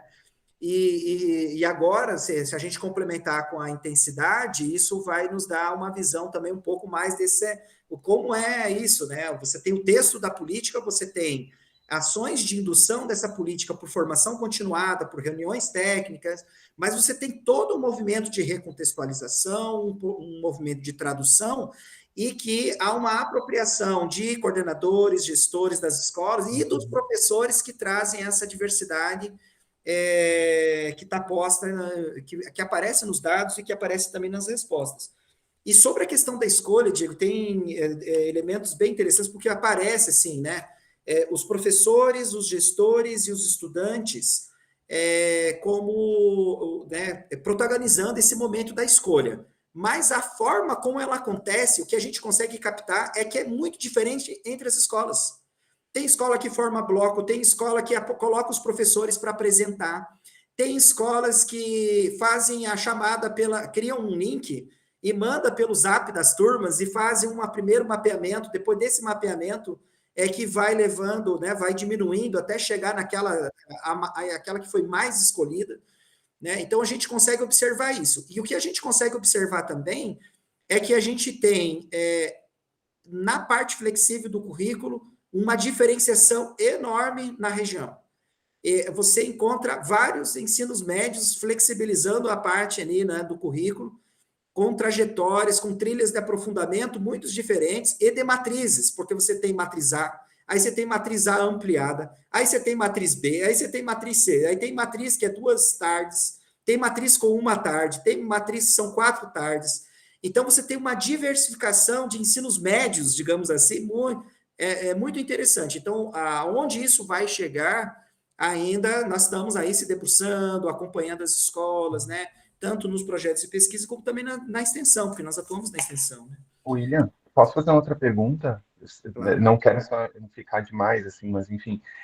O ensino médio noturno, chegaram a ter algum dado assim, específico no ensino médio noturno? Saiu agora uma nota técnica sobre a diminuição, né, do número de matrículas no ensino médio noturno em função da aplicação do tempo integral. Né? Então, esse é um dado. Eu tenho uma aluna, uma mestranda, que vai se embrenhar aí pelo ensino médio noturno, né? Sim. E a gente vê o que está acontecendo no novo ensino médio noturno. Eu tenho participado de banca, tô até com um menino aí que é do nosso GPET, está pesquisando lá em Beltrão, né? Eu participei de uma banca sobre ensino médio noturno, e eu acho que é isso, o ensino médio noturno tem que ter uma frente de ensino médio noturno, até por conta, não sei até quando vai, né, a questão dos 4 anos, mas tem várias questões que podem ser levantadas, não sei se o Adriano está por aí, depois ele pode até comentar. Mas nós temos aqui a Marine Schons aqui, ó, colocou no chat, então agradeço já, a Marine disse que é muito significativa a discussão, ela é professora lá na Escola Básica São Miguel, professora da disciplina de Projeto de Vida, e ela vê a disciplina como essencial no estudante, né, precisamos resgatar a essência dos nossos estudantes na formação humana, e se entender nesse processo de crescer em todos os aspectos da vida, emocional, físico, psíquico, espiritual, até chegar no futuro profissional, né? Então, ver essa parte da conscientização e tudo mais, né? Inclusive, o projeto de vida tem se colocado dessa forma, tá? Aqui, Marinês, o projeto de vida é vista, inclusive, pela maioria dos respondentes como um dado positivo da reforma. A gente ouve muito isso. Então, que projeto de vida era essencial, não que não se trabalhasse com projeto de vida, mas parece que isso aparece, e um outro elemento que também aparece na visão dos professores é essa questão da carga horária. O fato da redução da formação geral básica, né, porque o que a gente, quando vai a campo, pergunta, não, mas você tinha 2 aulas de geografia, agora você tem uma, né, no segundo ano. Mas você tem mais 2 aulas agora na trilha de aprofundamento Nós, Juventude, que é uma trilha lá das ciências humanas. Então, ele está, na verdade, com 3 aulas. Então, ele diminuiu a carga horária na geografia, mas aumentou 2 aulas lá na trilha de aprofundamento em que ele atua. Então, ele está com 3 horas aula. Então, não diminuiu a carga horária, ele aumentou a carga horária. Mas o que a gente consegue perceber que é muito interessante, que a gente precisa se debruçar ainda? Que essa carga horária que ampliou lá na trilha de aprofundamento não é necessariamente vista como um ganho no trabalho com a ampliação da área do conhecimento. É como se ele não estivesse vendo ele trabalhando com geografia lá, né? Essa professora, esse professor. Então, isso é uma questão interessante para a gente pensar, né? em termos de formação continuada, em termos de problematização de como os itinerários estão sendo entendidos lá na escola. Então, tem um pouco esse elemento que apareceu, né, que pode ser problematizado. Juliano está escrito. Então, boa tarde a todos. Eu me chamo Juliano, sou supervisor escolar na Escola de Educação Básica Alberico Azevedo, no município de São Miguel do Oeste. Também sou doutorando em políticas educacionais pela UFPR. E é interessante a gente analisar os dados e compreender, só que, ao mesmo tempo, é muito preocupante, né? Tendo em vista que são escolas piloto, são escolas que talvez já vinham com alguns programas desenvolvendo, e ao mesmo tempo elas já tinham recursos, né, na infraestrutura das escolas, e a gente percebeu muito a reivindicação dos professores no que se refere à infraestrutura, né? Então a gente começou uma reforma com problemas estruturais, então isso é uma coisa muito grave, né? E além disso, são escolas que já tinham planejamento. E agora a questão é, e as escolas que não têm, como que estão operacionalizando? E também foi colocada a dificuldade de trabalhar o currículo, né? Mas para essas escolas, elas já têm planejamento até esse ano, né?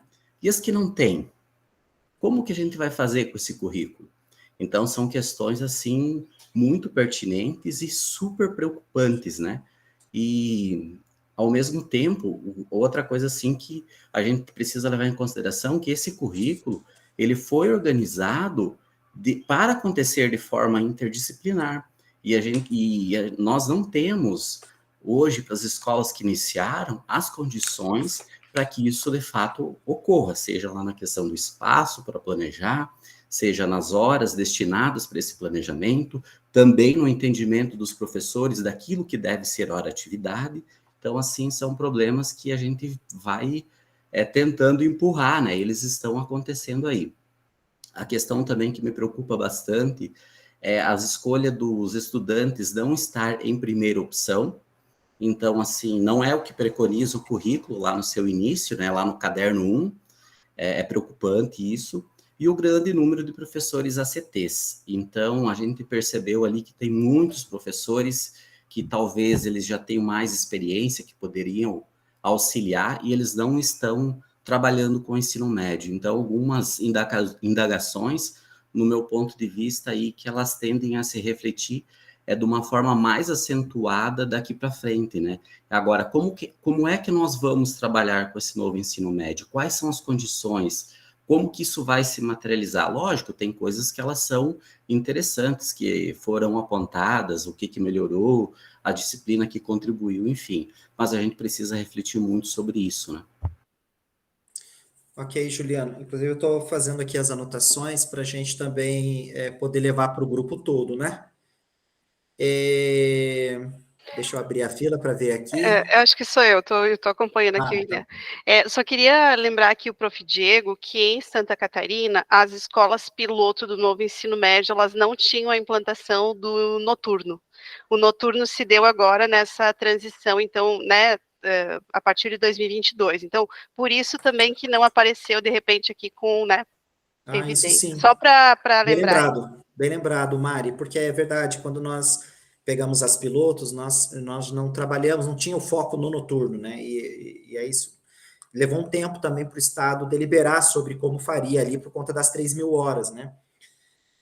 Enfim, a gente não vai encerrar nada ainda, mas é isso, Juliano, aqui para dialogar um pouco, né, com os dados, quando a gente problematiza os principais desafios, tanto para professores quanto para gestores, o planejamento integrado, a contratação o concurso, né, a contratação de profissionais habilitados, efetivos nas áreas, a formação continuada presencial, né, um outro trabalho que a gente vem observando aí, fazendo extensão, é que esse presencial, ele não é só no grande coletivo, né, ele é um presencial que precisa chegar na escola, que precisa estar lá, né, precisa ser orientado, induzido, não pode ser assim, só no formato de vídeos, né, então precisa ser em rede, né? Precisa ser tecido coletivamente, pensado a partir das demandas, né? Há muita reclamação nesse sentido, né? Talvez a Filomena até possa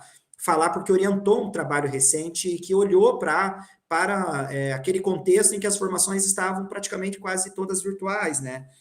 E também esse incentivo ao uso dos laboratórios, aos materiais didáticos, às adequações. Então, isso vai aparecendo em diferentes escalas, mas todas elas eu considero que são relevantes porque vão aparecendo no cenário.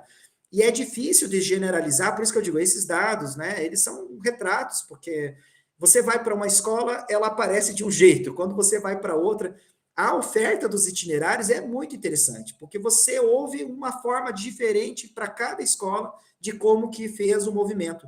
Tem movimento que não ouviu as escolas, não ouviu os jovens, olhou para a infraestrutura e olhou para os professores que tinham para ministrar, e esse foi o critério que eles usaram. A legislação mesmo sempre foi dita dessa forma, né? Bom, ela é a escolha dos estudantes, mas desde que a infraestrutura, desde que a escola, desde que a rede tenha condições de ofertar, né? Agora, uma coisa que é latente é que você tem a maioria dos estudantes, eles acabam tendo que fazer o itinerário, né, a trilha ou a eletiva, que é escolhida pela grande maioria dos estudantes da sua escola. Então, ele não necessariamente vai fazer aquilo que ele escolheu. Então, ela é uma escolha dentro desses parâmetros. Isso que eu quero dizer. Ela tem limitações, ela muitas vezes é estrangulada, algumas vezes ela é influenciada pelos professores, porque nós temos casos de escolas que aparecem por aqui, que o professor vai vender o peixe dele. Ele vai dizer, ó, faça minha trilha de aprofundamento, faça a minha eletiva, né? Porque tem casos aqui que eles fazem um seminário e cada professor vai lá falar qual é a trilha que vai ofertar, ou qual é a eletiva que vai ofertar. E depois disso, os estudantes fazem a escolha. Então, veja, olha, é difícil, né?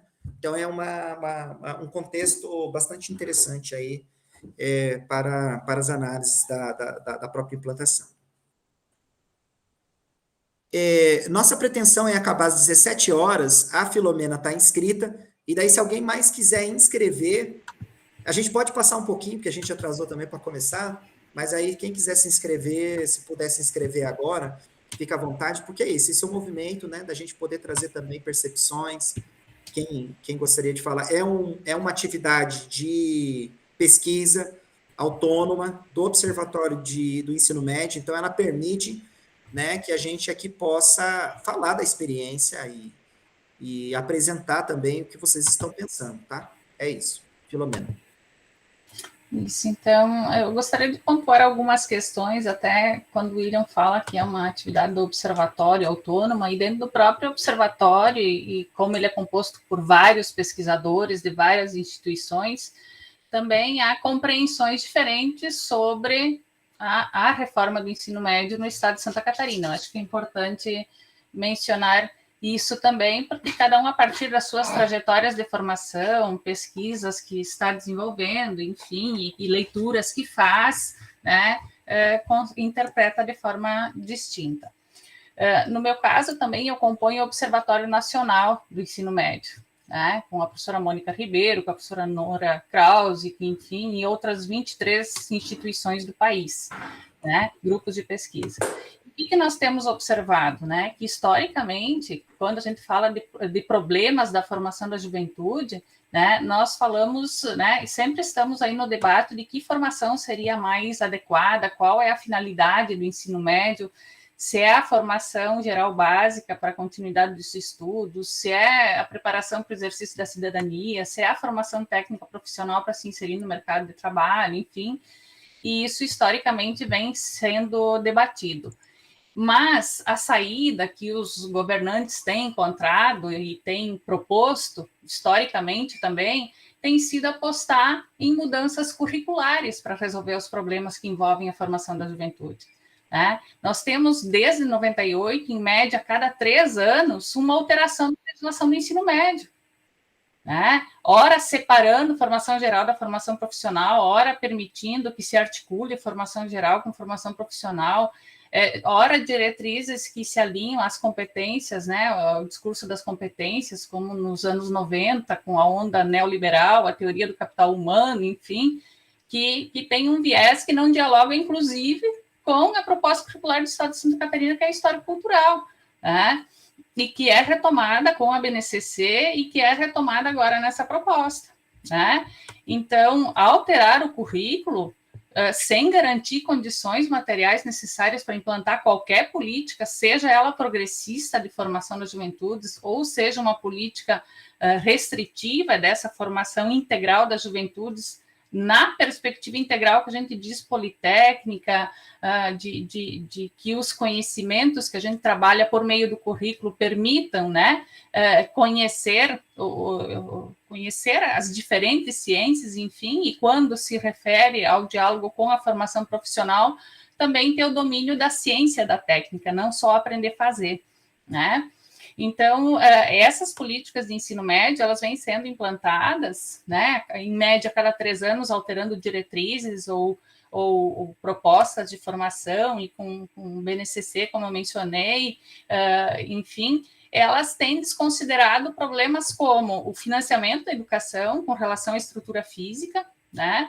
Nós vimos aí propostas muito avançadas no sentido da formação integral dos estudantes, como é o ensino médio integrado, que é considerado pelos pesquisadores, como eu mencionei no início, muitos não estavam, do campo do trabalho e educação do Brasil, com a proposta mais bem elaborada para a formação das juventudes, né? E quando nós implantamos, nós tivemos problemas sérios de financiamento. Tivemos problemas sérios com a contratação de professores, né? Que não foi feito concurso público, não se deu atenção a essa política no Estado, e eu sei disso porque eu trabalhava, né? E ajudei a implantar os cursos de ensino médio integrado. A minha dissertação de mestrado é sobre o ensino médio integrado no Estado de Santa Catarina, né? E isso não aconteceu só em Santa Catarina, aconteceu o país afora, né? De falta de investimentos, né? Na infraestrutura necessária para que se pudesse dar conta com êxito, né, dessa política, né. Nesse caso da reforma do ensino médio, nós temos aí, eu tenho dialogado com diretores, com secretários de educação, municipais, enfim, né, e as pesquisas que eu tenho realizado têm apontado que a ampliação da carga horária, por exemplo, ela produz impactos sobre o transporte escolar sérios, né. A organização dos horários nas escolas, bem difícil, né? Com professores aí com meia hora de intervalo entre o turno da manhã e o turno da tarde, né? Alimentação escolar, né? As questões didáticas, né? Que envolvem, né, a escola sem a estrutura necessária. Nós temos aí outra problemática, que é a descontinuidade da concepção da formação continuada de professores, né? Na e com a escola, porque quando a formação é virtual, né, como aconteceu majoritariamente e tem acontecido, né, não tem essa possibilidade do diálogo mais próximo entre professores, entre quem ministra as formações, enfim, e também para trazer o contexto das escolas e favorecer o diálogo. Então, são mais palestras que você fica horas e horas aí na frente de um computador e alguém vai falando e a interação ela é reduzida, né? Nós observamos também que a confusão de conceitos, né, entre o que a formação continuada oferecida aos professores das escolas tem apresentado com o que é a concepção da proposta curricular do Estado de Santa Catarina. Por exemplo, a discussão das competências, né, ela não dialoga com a perspectiva histórico-cultural, né? Então, isso é uma questão para a gente problematizar, né? Questões, por exemplo, assim, a própria estruturação, né, do currículo, por exemplo, a gente vai lá para os documentos, né, do currículo de Santa Catarina. Quando a gente fala em educação integral e a gente olha, por exemplo, para a abordagem que está se dando, por exemplo, para o empreendedorismo, estimulando, né, uma conduta mais individualizada, né, e da pessoa se responsabilizar pelo seu êxito, pelo seu sucesso, enfim, e em muitos diálogos nós percebemos até uma indução à meritocracia, à responsabilização dos estudantes pelo seu sucesso, pelo seu fracasso, né? Então, são questões que a gente precisa problematizar, não só, né, quando a gente fala de Santa Catarina, mas da reforma como um todo no país, né? As condições de trabalho docente, carreira também, carga horária exaustiva em turnos estendidos, né? As escolas têm uma estrutura física adequada para a vivência da sociabilidade juvenil, quando o estudante permanece o dia todo nas matrizes curriculares que têm mais carga horária, a atuação de professores em trilhas que eles não têm a formação que talvez precise de conhecimentos que eles mobilizem, buscar muitos conhecimentos para além daquilo que teve na formação inicial, o excesso de professores nas CTs que nós temos no estado de Santa Catarina, né, e também é uma questão bem problemática para qualquer etapa, né, e para a implantação de qualquer política, né.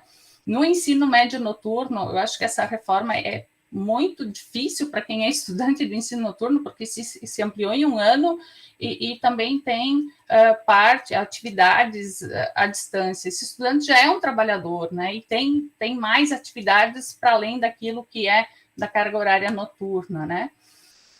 Também, uma preocupação que eu tenho bastante quando olho para a reforma é o itinerário da formação técnico-profissional, né, que a gente não sabe exatamente como vai acontecer, mas recentemente, aí, no dia de ontem, né, a afirmação aí de um convênio com o Sistema S de 120 milhões, né, para o Sistema S, para implantar o itinerário formativo da educação profissional. Então, é uma formação fora da escola, desconectada da escola, e que, se for na perspectiva das qualificações profissionais, ela não habilita esse estudante para ser um técnico em alguma coisa, ela dá uma qualificação, né, de curta duração, e que, juntando, né, as formações que vai fazendo nos cursos de qualificação, não é uma formação orgânica, não é aquela formação da juventude que a gente defende que deve ser uma formação sólida das juventudes, né.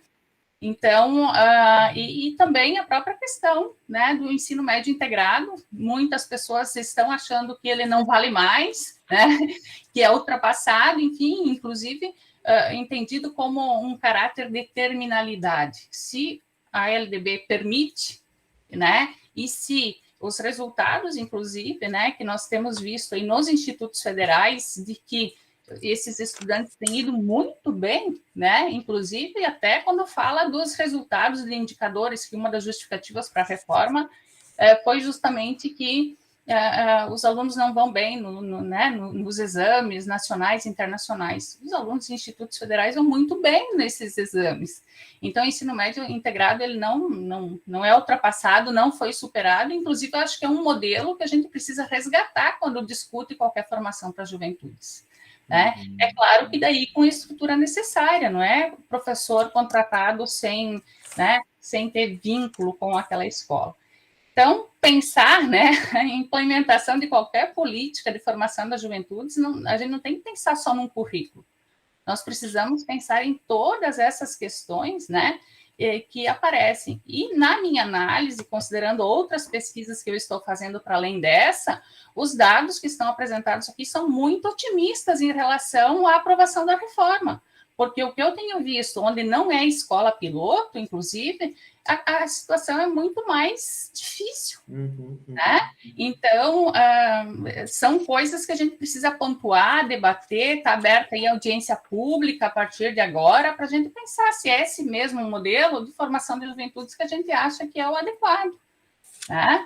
Considerando todos os limites. E assim, nós fizemos aqui um exercício no observatório de ouvir gestores e professores de escola piloto, com uma condição diferente do que as escolas que atualmente estão implantando têm, né? Inclusive no começo com mais tempo de planejamento integrado, com estrutura física melhor, enfim.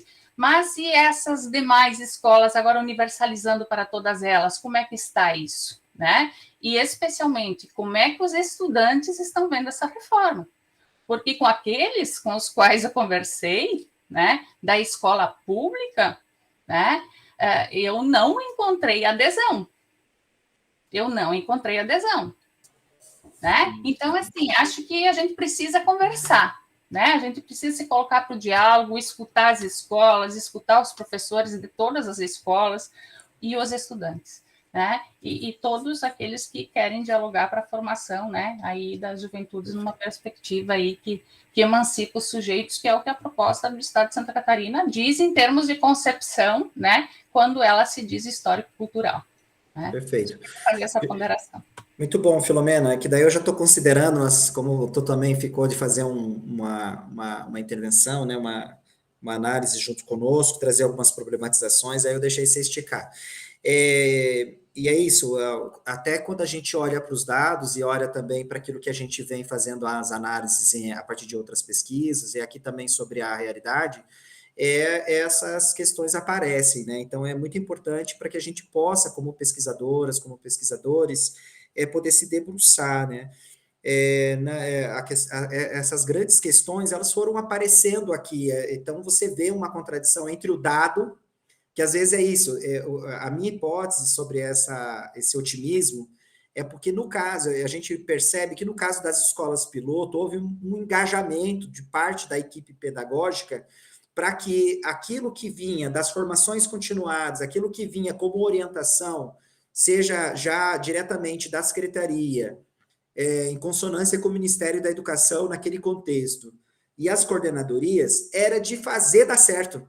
Então, eu vejo isso como muito difícil. Você, quando conversa com o gestor e quem está lá na coordenação pedagógica, ele dizer, olhe, né, ele começa dizendo o que ele fez de esforço para que as coisas dessem certo, né? Quem vai para a escola sabe disso, né? Até nós, né? A gente quer dar, não, eu olho, tentei, foi fazendo assim. Então, a gente vê que tem entre esse otimismo e os apontamentos daquilo que se constitui como desafio, com algumas limitações, é claro, você vê a contradição. Então, se instala lá que 50%, 51% achou que a formação continuada está satisfatória. Mas quando eles disseram lá na escrita do que eles entenderam da formação continuada, eles trouxeram vários elementos que mostram uma insatisfação do modelo que foi quase todo ele virtual, né?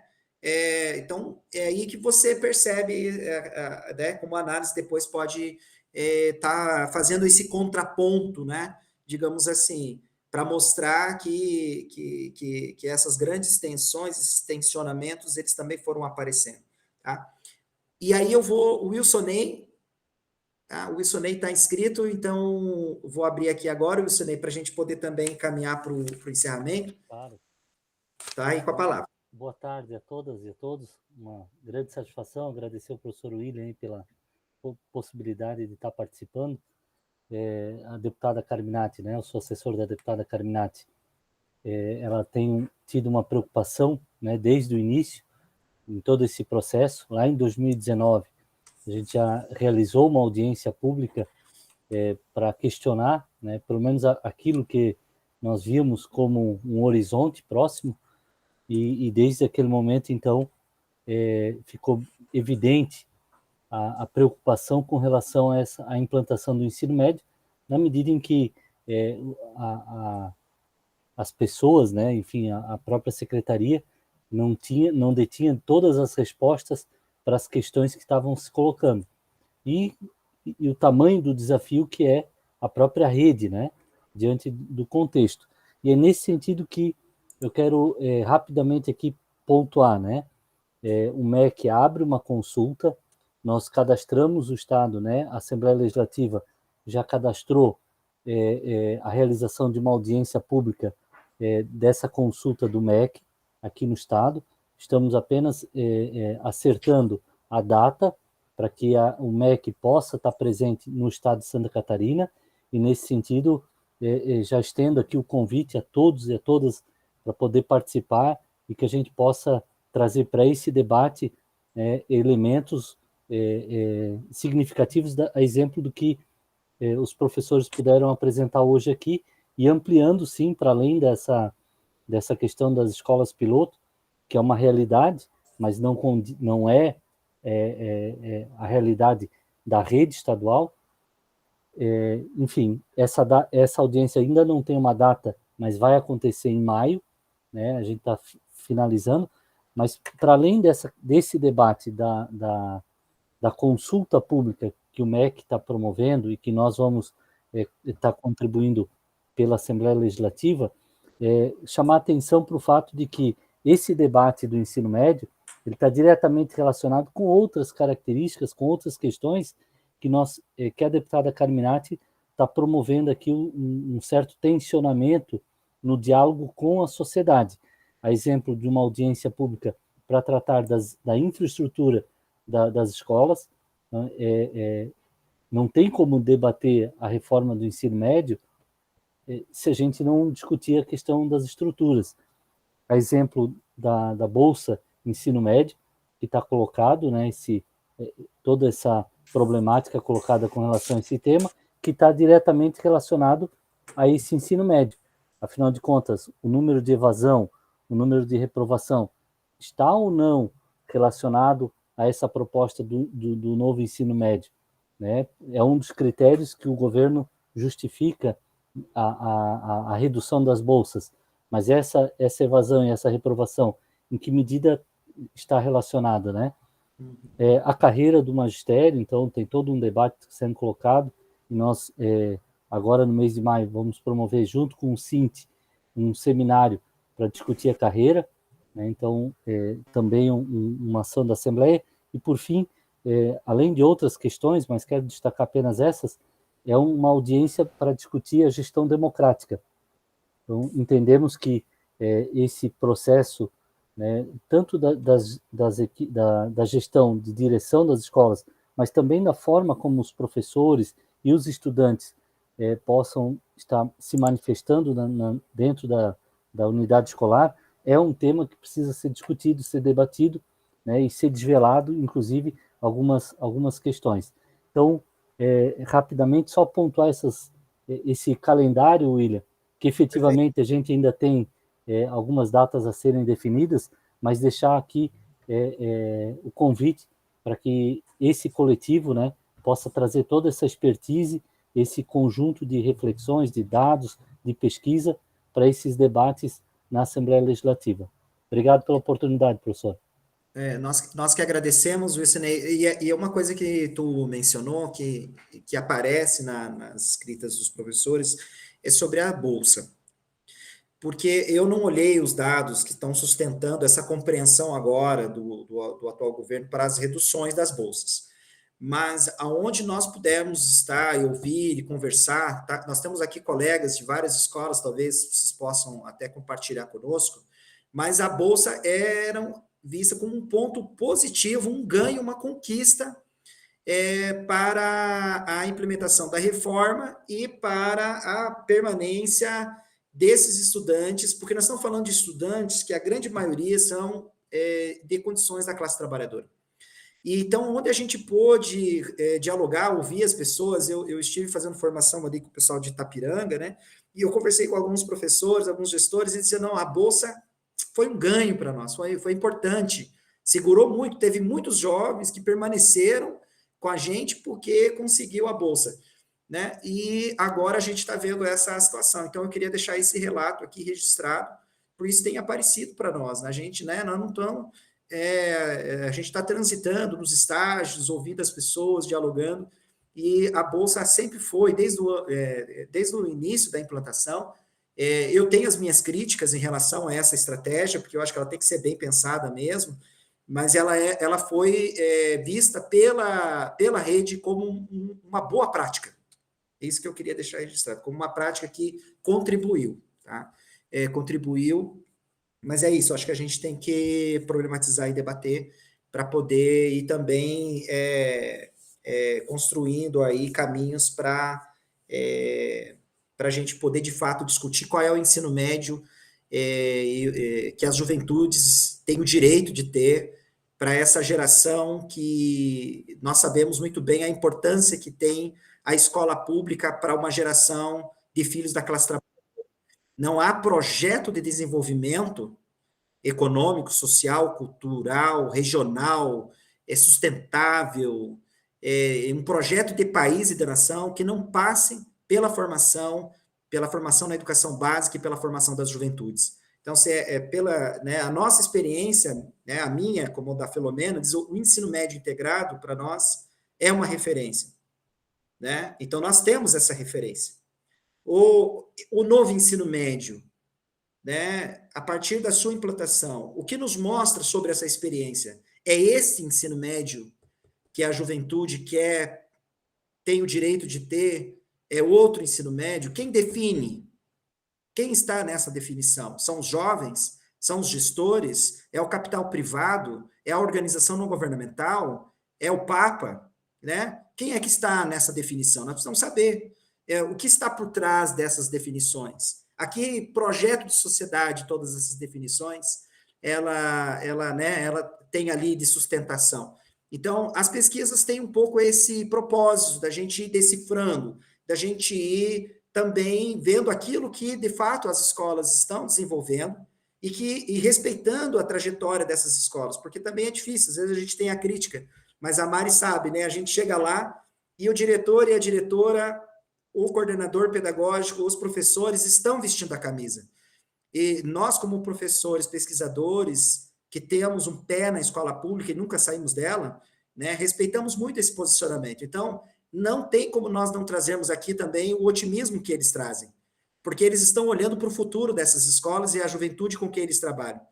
Por outro lado, nós também temos o papel da crítica, né, de fazer e levantar. Então, a infraestrutura, o planejamento, as condições de trabalho, as condições de formação, né, tanto desse professor, desse gestor, da gestora, da qual a gente agradece imensamente pela oportunidade daqueles que, né, puderam expressar a sua palavra por meio desse questionário, e que nós entendemos que estamos num contexto bastante complexo, como eu mencionei, a análise dos dados e dessa pesquisa e de outras que estão por vir, elas não podem adotar uma perspectiva vertical, linear, né? Ela está dentro de um campo em que as contradições se instalam, e aí a gente precisa buscar as mediações teórico-conceituais, epistemológicas, para decifrar e para poder também olhar para o que nós queremos, tá?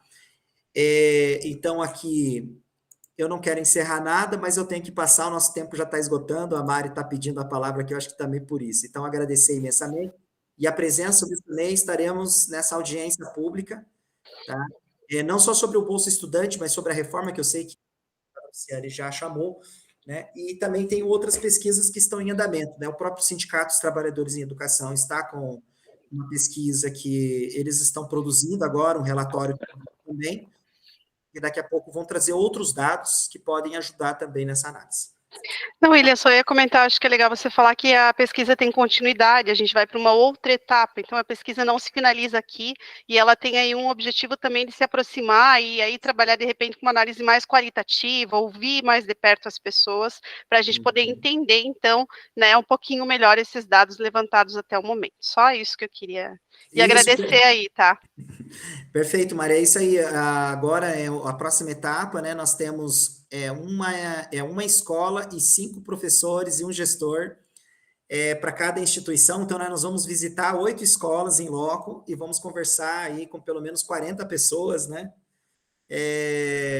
Na parte mais qualitativa. Mas é claro, que o nosso dado já é qualitativo, mas eu digo agora ouvindo também mais, tentando esmiuçar um pouco mais essa experiência, né? Digamos assim, as experiências. Muito obrigado.